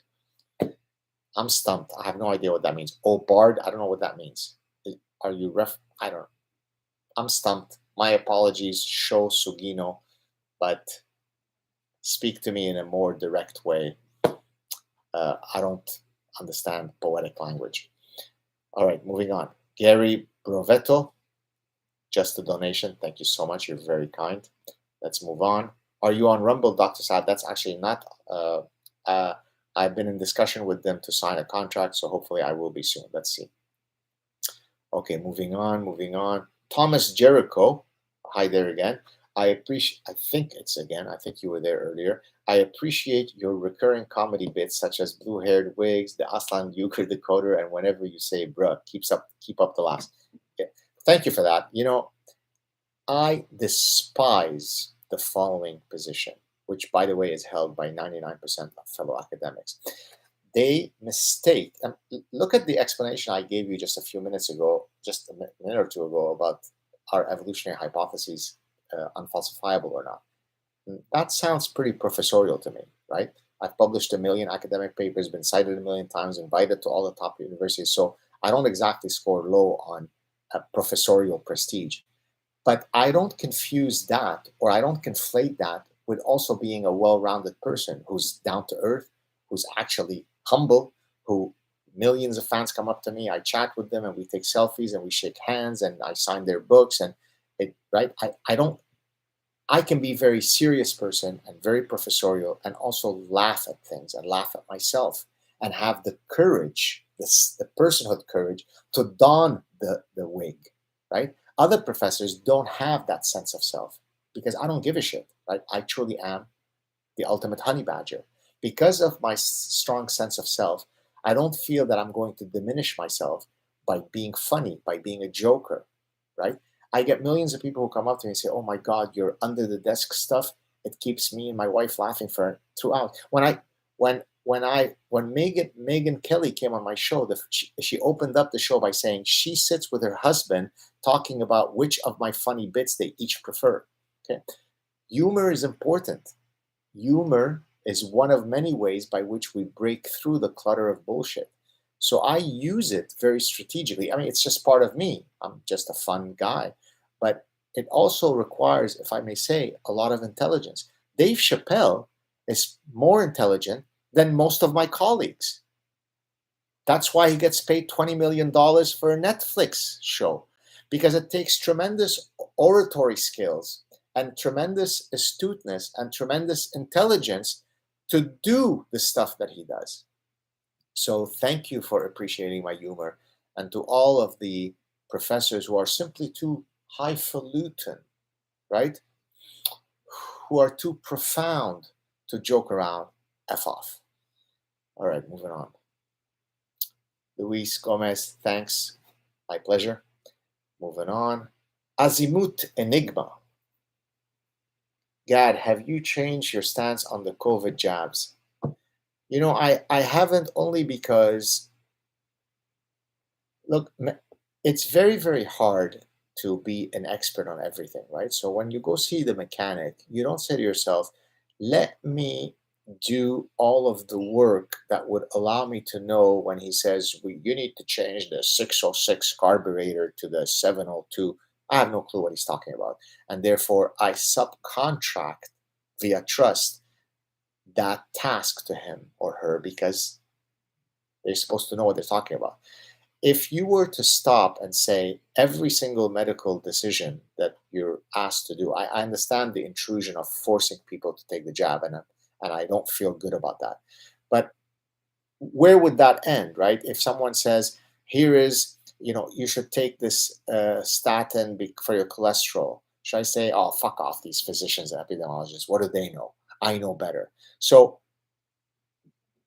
if you're asking me, do I think it should ever be the case for the government to mandate and the overreach that they've done? Absolutely not. I think it's grotesque. I think it's wrong. I think it's beyond Orwellian. If you're asking me, do I think the evidence is there that from a cost benefit, taking the vaccine is better than not taking it? I haven't done the homework, but I'm trusting that the totality of evidence suggests that for most people, taking it has more benefits than cost. That's all I could say. I don't know any more about the matter. Mother June, thank you for your contribution. After the emergence of all these new societal issues, do you still hold the belief that Islam is problematic in the West? Can Islam be reconditioned to be a permanent part of the West? Well, I've talked about this on many occasions. Whether Islam is consistent with Western values is independent of all the other issues that exist. It could be judged independently. Muslim people, for the large part, are lovely people, just like any other group. Okay, there are nice Jews and really shitty Jews. There are really nice Muslims and really mean Muslims. Muslims were trying to kill us in Lebanon, and Muslims saved us in Lebanon. Yes? Okay. Does Islam, as a set of principles, is it consistent with the foundational values of the West? No. Nothing could be clearer. You understand? Does Islam contain elements that are perfectly lovely? Yes. That are spiritual? Yes. Is political Islam part of Islam? Yes. Is political Islam a problem? Yes. So you have to understand the issues, and then you can make a pronouncement. So is Islam hostile towards the kafir? Nothing could be clearer. Read chapter 7 of the Parasitic Mind, where I build a nomological network of cumulative evidence answering the question of whether Islam is peaceful or not, and then judge for yourself.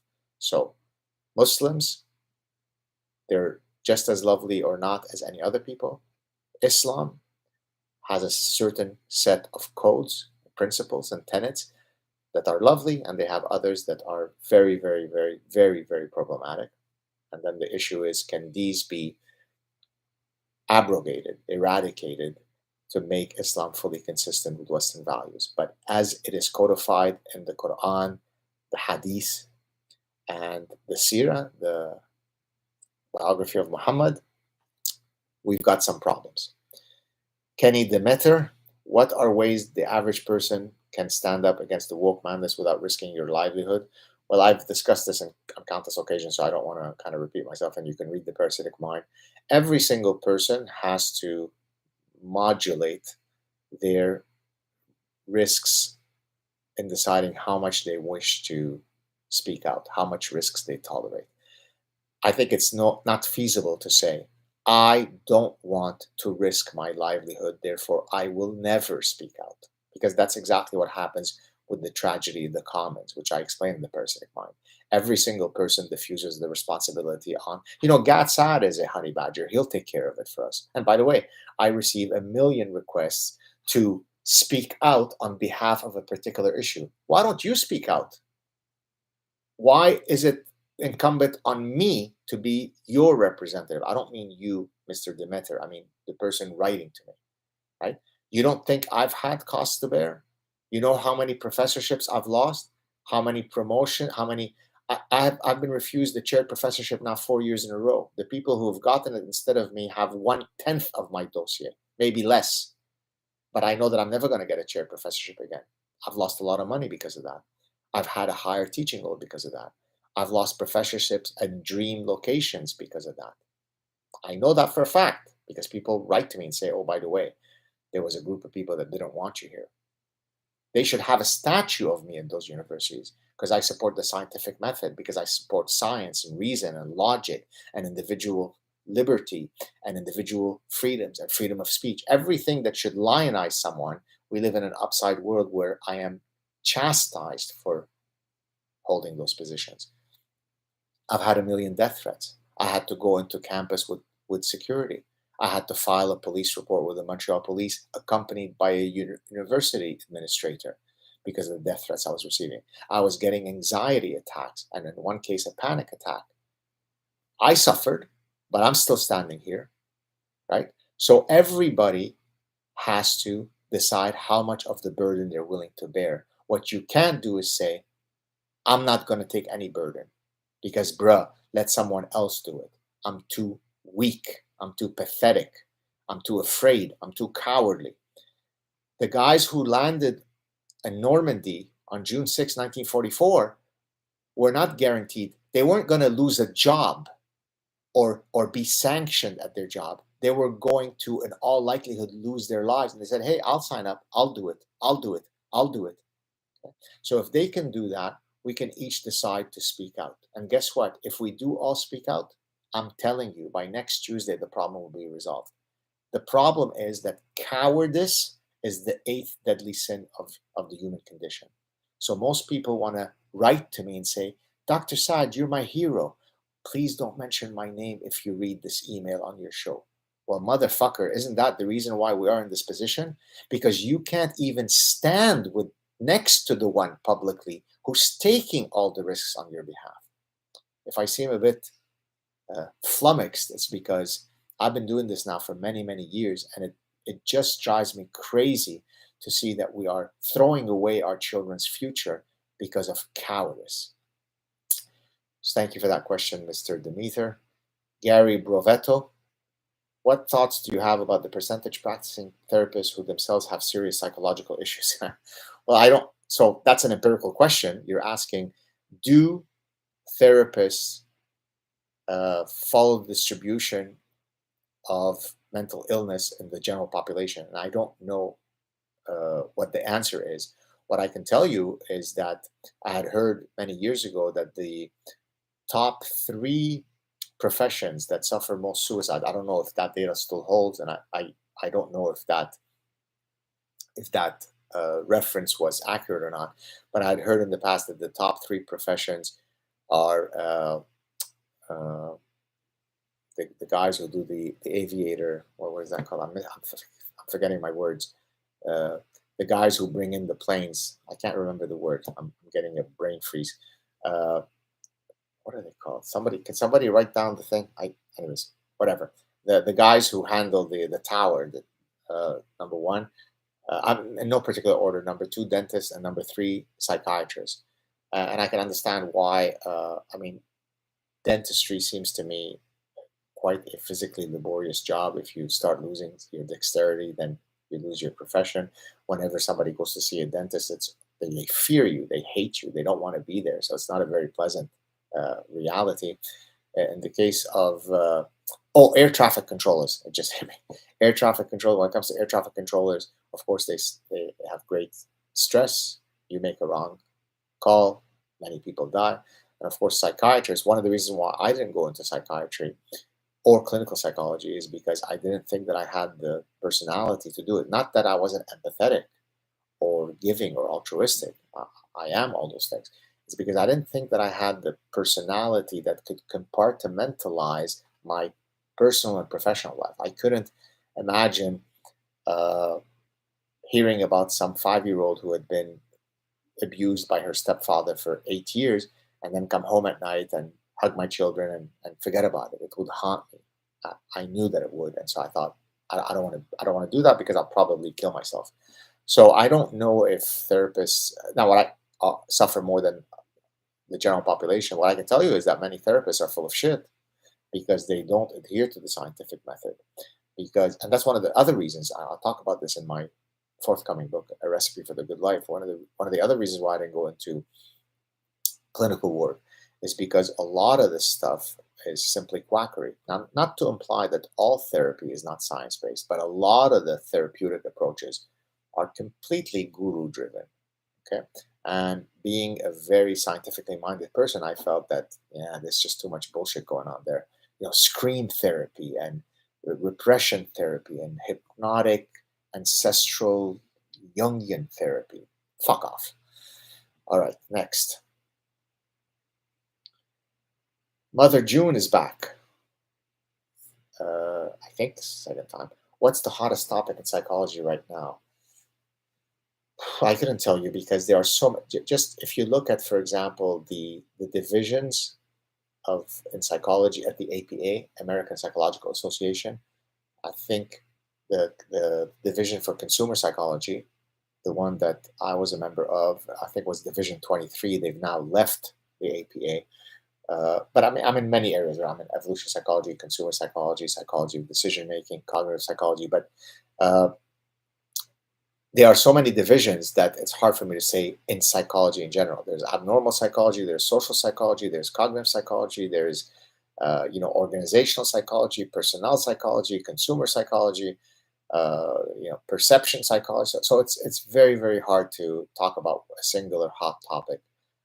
So I can't really. But what I can tell you is that a growing number of people are coming around to seeing the value of incorporating evolutionary principles within their sub-disciplines of psychology. So that's a very good thing. People were going for another 18 minutes, has become the tradition now. I go for 2 hours, which is very, very long. So we have 18 minutes. So if you want your questions read, please, and answered, please consider contributing through Super Chat. G. Nix, thank you for your contribution. Dr. Saad, what do you think of the ongoing conservative leadership election? I think Olivier will win, but increasingly appreciate Roman Baber's position and integrity. I don't know enough about either of these folks, which maybe is shameful given that I'm Canadian. But so I can't tell you. I don't like the fact that Olivier is a career politician. I mean, I think he's been uh, eyeing to be prime minister since he was maybe 2 years old. So I don't know anything else about him. But what I do know is that I despise career politicians. One of the things that was great about Donald Trump is that he had been very successful in doing many other things before he decided, you know what, I want to do this. And by the way, that's how it used to be in the past when people would take a break from their careers. They were neurosurgeons, then they decided to go into politics and then to go back to neurosurgery, right? Mehmet Oz, I'm not saying whether you like him or not or whether I agree, right? He's running for Senate seat in Pennsylvania, but he's had a long distinguished career as a cardiac thoracic surgeon and as a TV personality. And now he decided, hey, I want to take a shot at this. Maybe I can do this. Maybe I can contribute. I like those types of politicians. But someone like Poilievre, who's been trying to be prime minister since he was 1.5 years old, uh, I don't like that. So, and I don't know anything else about his position. So I am not making any statements about whether I agree with his positions. I just don't like that profile because that is a very, very big cue that he's going to be no different from anybody else. And he's going to come after my money, my brain, my personhood, my words, my humor, my book royalties, just like anybody else. So that's all I can say. All right, Linda Renier is back. Thank you so much for your second contribution here. I've seen the argument that the right uses minorities as a token, so and so. I will listen to the argue or a trait or am I mistaken to clarify fire equals good, but you are wonderful either way. Well, thank you for the last part. You're very kind to say that. I'm not sure, unfortunately, that I follow the other part. It was kind of broken up, so forgive me for not being able to answer it. I don't think it's the right that uses minorities as a token. It's usually the left, right? You know, Jews have to be good little Jews, Jewish boys and girls, and vote for Democrats. Otherwise, shut up, Jew. Black people are all a monolith. You all vote Democrat. So I think it's by definition the left, which is deeply mired in identity politics, right? They're the ones who promulgate identity politics. Uh, I think it's them who use minorities as a callous strategy of tokenism. So, so there you go. But otherwise, thank you for your very kind words. Moving on. Oh, we've got a Hebrew here. Shalom Gad. Toda rabah, which means thank you very much. Okay, moving on. Oh, you got all these asshole spammers. Okay, let me go back. Today I'm swearing more, but it's kind of fun. All right, Linda. Okay, we got you. Moving on. Elston D'Souza's back. Sorry, I'm a geneticist. Didn't mean to trigger you. Laugh out loud about evolutionary hypothesis. Thank you. By the way, please don't think that. So maybe you're Dr. D'Souza. Please don't think that my being irate was directed at you. The triggering that you saw was at this just laughably imbecilic idea. And I'm not saying that you fell prey to that, but that, come on, evolution is just, it's quack science. Now, of course, some people, by the way, I communicated, not communicated, I had a couple of, one was a postdoc, one was a cognitive neuroscientist who were coming after me. I did a sad truth on these two idiots. They were just so impolite, so obnoxious, such little trolls. It's everything that I've done in my career, 30 years as a scientist who's published all kinds of papers in all kinds of prestigious journals. It's all bullshit because evolutionary psychology, it's pure quackery. I mean, imagine how offensive that is. I mean, imagine someone who has spent their entire career going through incredibly rigorous peer review processes with incredibly bright editors and reviewers and colleagues. I mean, if I listed for you, the leading evolutionary scientists that I hang out with, I mean, these are just profoundly serious scientists. And then someone comes along and says, "Bruh, you're full of shit. You know nothing." So that's like saying, "Oh, but chemistry, that's fake science," right? Evolutionary psychology is simply the application of evolutionary principles to human behavior, to the human mind.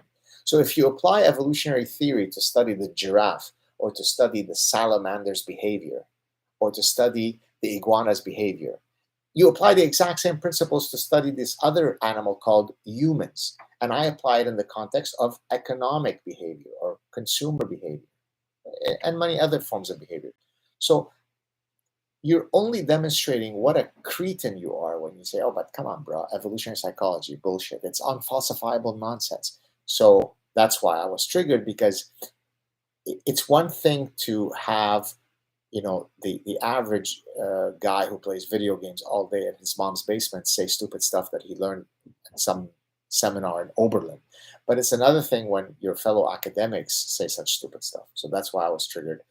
But please, I hope you didn't take offense. So, thank you for your additional information, and I'd love to know more about the genetics work that you do. By the way, there is a field called evolutionary genetics. So there you go. Nick van der Klok is back. Thanks, God. Your passion for science is very inspiring. Thank you so much. I really appreciate you saying that. Science is so beautiful, right? I mean, science is the liberating epistemological mechanism by which we can understand the world. Science removes our personal identity shackles. There is no Lebanese Jewish way of doing psychology. There's just psychology. There is no indigenous way of doing science. There is only science. And so I'm passionate about science because it is the greatest epistemological breakthrough that the human mind has ever come up with. It has allowed us to see images 14 billion years ago in a far, far away, distant galaxy. I mean, it's unbelievable, right? So, by the way, that's one of the reasons to tie it back to earlier when someone said, do you have any advice for what I should do?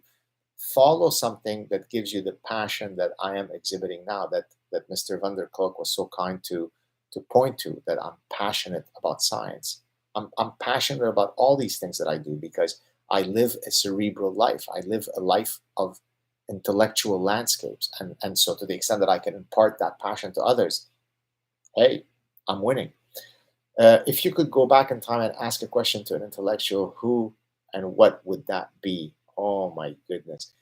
Too many great intellectuals.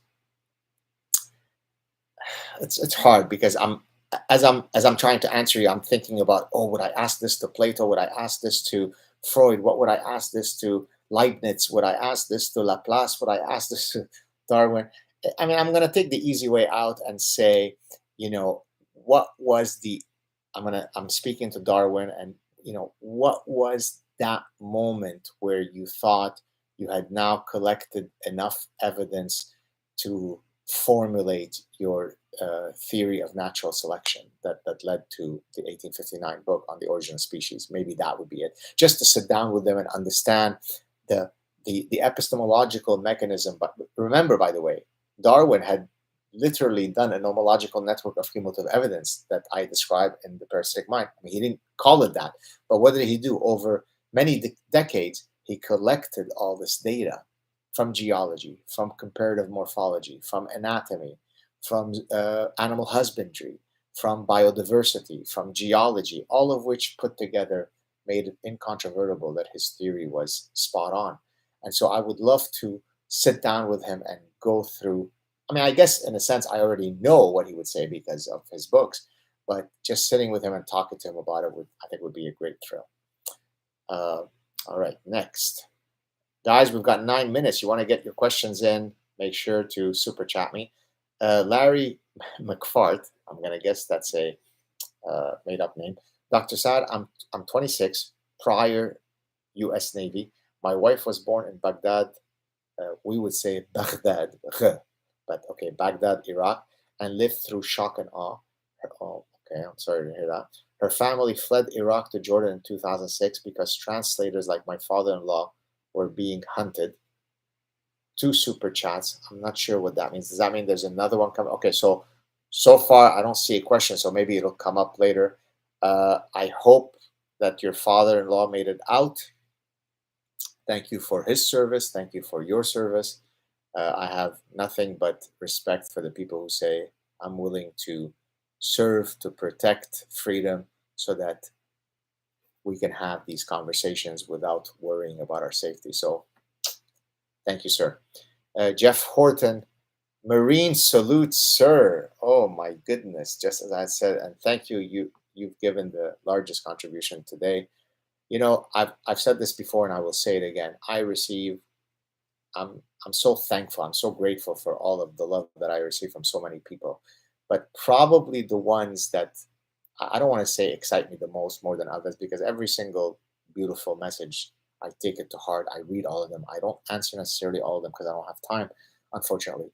But when a Navy SEAL, when a Air Force mechanic, when a corrections officer, when a cop, when an FBI agent writes to me and somehow incorporates me into his brotherhood, right? People have sent me, medals from they were part of the Army Rangers or whatever. In some cases, I've even discussed it on a Sad Truth where this military person sent a whole bunch of stuff to my son. That touches me because I respect those folks. Unlike all those woke assholes who, the military is made up of white supremacists. F off, right? We exist in the world today with our freedoms because heroes said, we're willing to go and fight to make sure that our descendants will continue to live in free societies. So you cannot imagine the pleasure I get when I receive these wonderful tributes and letters of support from the military. So thank you for all of your service. I love you all. All right, moving on. Larry McFart. Oh, yeah. Okay. That's the second super chat. Thank you so much for your second super chat. What is the best way to get the message through to people that actual violence and wrongs in reality are things like this, not this woke oppression and offense ideology? And they are also Muslim. Food question, Cuba or Dolma? Okay, there's a lot of stuff here I'm trying to unpack. What is the best way to get the message through to people that actual violence and wrongs in reality are things like this? Oh, I think what you're saying is actual violence, actual, like for you to be considered a victim, you have to go through actual trials and tribulations rather than all this woke fake offense. If that's what you're asking, of course, I wholeheartedly agree. And I have a whole section in the Parasitic Mind where I talk about the homeostasis of victimology. The idea being that people are so desperate to be victims because that's how you ascend in the hierarchy today, regrettably, not based on your accomplishments, but am I a biggest victim? That they will redefine what constitutes an act of victimology in order to appear a victim. And if there was no victimology, then they'll fabricate an act, right? Like Jussie Smollett. So I hear you.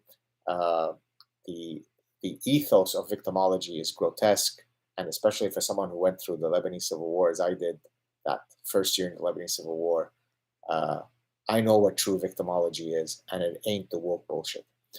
Uh, Food question. Kibbe or okay, I think when you're writing kubba, I think what you mean is we would say kibbe, uh, or dolma, meaning the you mean the we call them what a arish, like the stuffed wine leaves, if that's what you mean, because we call them something else.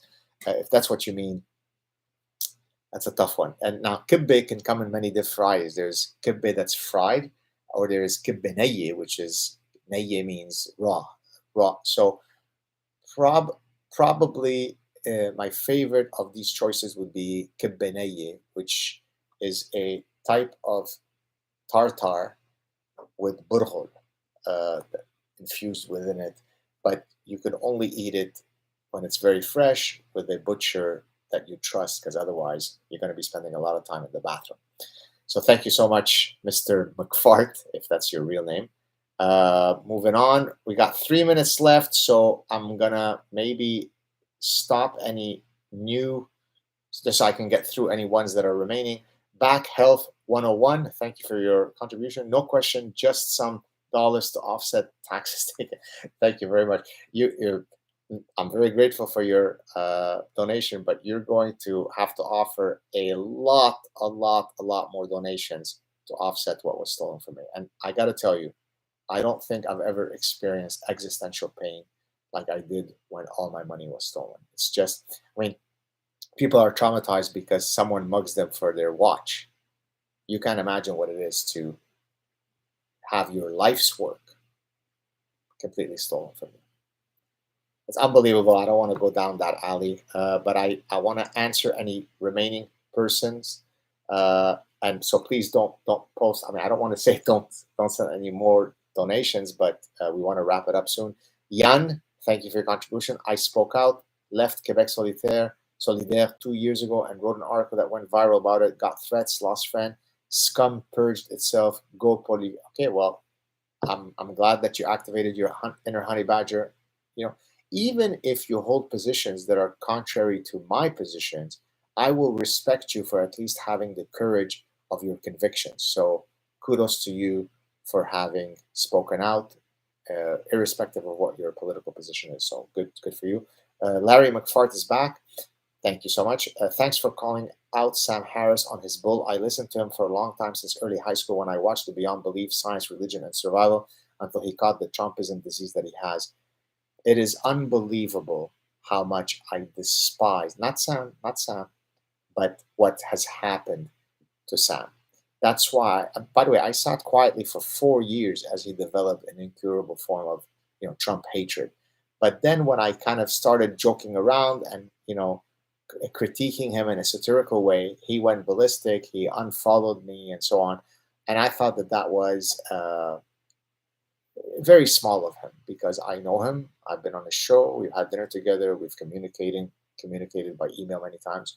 I consider him, a distant friend. We're not close friends or anything, but I knew him well. I had great respect for many positions that he takes. I would have considered myself, if well, fan is a strong word, but of Sam's, he's written and said many great things. But then I had to call him out. Why? Because truth supersedes hurt feelings. So even though he was going to have hurt feelings, I felt that I owed my followers the truth. I tried to do it in a humorous, tactful way. He didn't take well to it. He unfollowed me. F him. So yeah, I appreciate you saying that you appreciate that I went after him. I don't like bullshit. Okay? So we're almost out of time. So I just want to finish the remaining ones, and then we have to call it quits, guys. It's Shabbat coming up. I gotta get ready for a 3-hour prayer. No, not true. But I do have to go soon, so we're almost out of time. Well, we are technically out of time, but I don't want to leave anybody hanging. So please, no more super chat donations. The only time you hear me saying that at the end of a show. Belinda Pullman, what do you think of the loneliness problem in the U.S. affecting mainly boys? How can we address this issue? Well, we can address it by not pathologizing half of humanity called being male, right? Toxic masculinity. You've literally taken a sexually reproducing species. I'm sorry, it's going to be transphobic what I say now. There's this thing called female, there's this thing called male. In a sexually reproducing species, they each have different gametes. We put them together, we create other people. This is called grade 1 biology. And therefore, we need both women and we need both men to have a sexually reproducing viable species. But then woke people come along and decide that half of humanity, called boys, men, are diseased. We need to pathologize them because, they're toxic by their nature. Hashtag the future is female. Well, what do you think is going to happen? You're going to have really bad downstream consequences. And so maybe I'll have more to say about this at some point. I already wrote a Psychology Today article on my Psychology Today column, which I no longer write that much there, where I think the title was, Is Toxic Masculinity a Viable Concept, or something to that effect. So you might want to check it out. What can be done about it? As I said, let's elevate all people, right? We no longer need to be allies to women at universities. They completely dominate in every goddamn field, right? I've already discussed. There used to be a time where there was institutionalized misogyny against women. That's called the past. Today, snapshot today, women dominate in the universities. My dean is a woman. My associate dean of research is a woman. My departmental chair is a woman. Most of the chaired professors in my department are women, but I receive emails all the time. How can we improve women's lot on campus? F off. We don't need to. We need to elevate all worthy people, male, female, tall, short, purple, black, brown, transgender, cisgender. Treat people as individuals. There's your answer. Moving on. Kenny Demeter is back. No question, just thank you for what I needed to hear. You're welcome. I'm glad I could help. Low rung Maslow. Okay. Victor Davis Hanson had a great quote on his site at one point via Shakespeare, Edgar King Lear. Okay. The worst is not so long as we can say, this is the worst. Thank you for what you do, Professor. Thank you. That's lovely. I appreciate that. I love Victor Davis Hanson. I had him on my show. I was able to get him to smile. I even have a quote. I don't know if it will stay in the final version of my forthcoming book. I have a quote of his that he said on our show, the last thing that he said in our chat, where he said, not enough academics smile. You smile a lot. It's wonderful. It's lovely. And I need to do it more. So thank you for that. Or something to that effect. I thought that was really lovely. So yeah, Victor is fantastic. I think we're done. Yes, we are. Let me just make sure. Yes, I've covered everybody. Hey guys, 5:04. So we went 2 hours and 5 minutes. Thank you so much. Tons of fun to all those who donated. Thank you to all those who didn't. Please consider doing so in the future. I really am looking for ways to monetize all of my content, all of my time, so that I could spend even more time doing all kinds of great things that I have in mind. But it's a question of time availability. The more time that I can free up by having the financial security to pursue these projects, the better it is. As you know, all my money was stolen by the Quebec and Canadian government. So many people think that I'm swimming in money. I'm hardly doing that. So it is important that you find ways to support those who are on the front lines trying to make sure that your kids will have a good education. Thank you all so much. Have a great weekend. Wish you nothing but love and peace and happiness. I'll talk to you soon. Cheers, everybody. Ciao.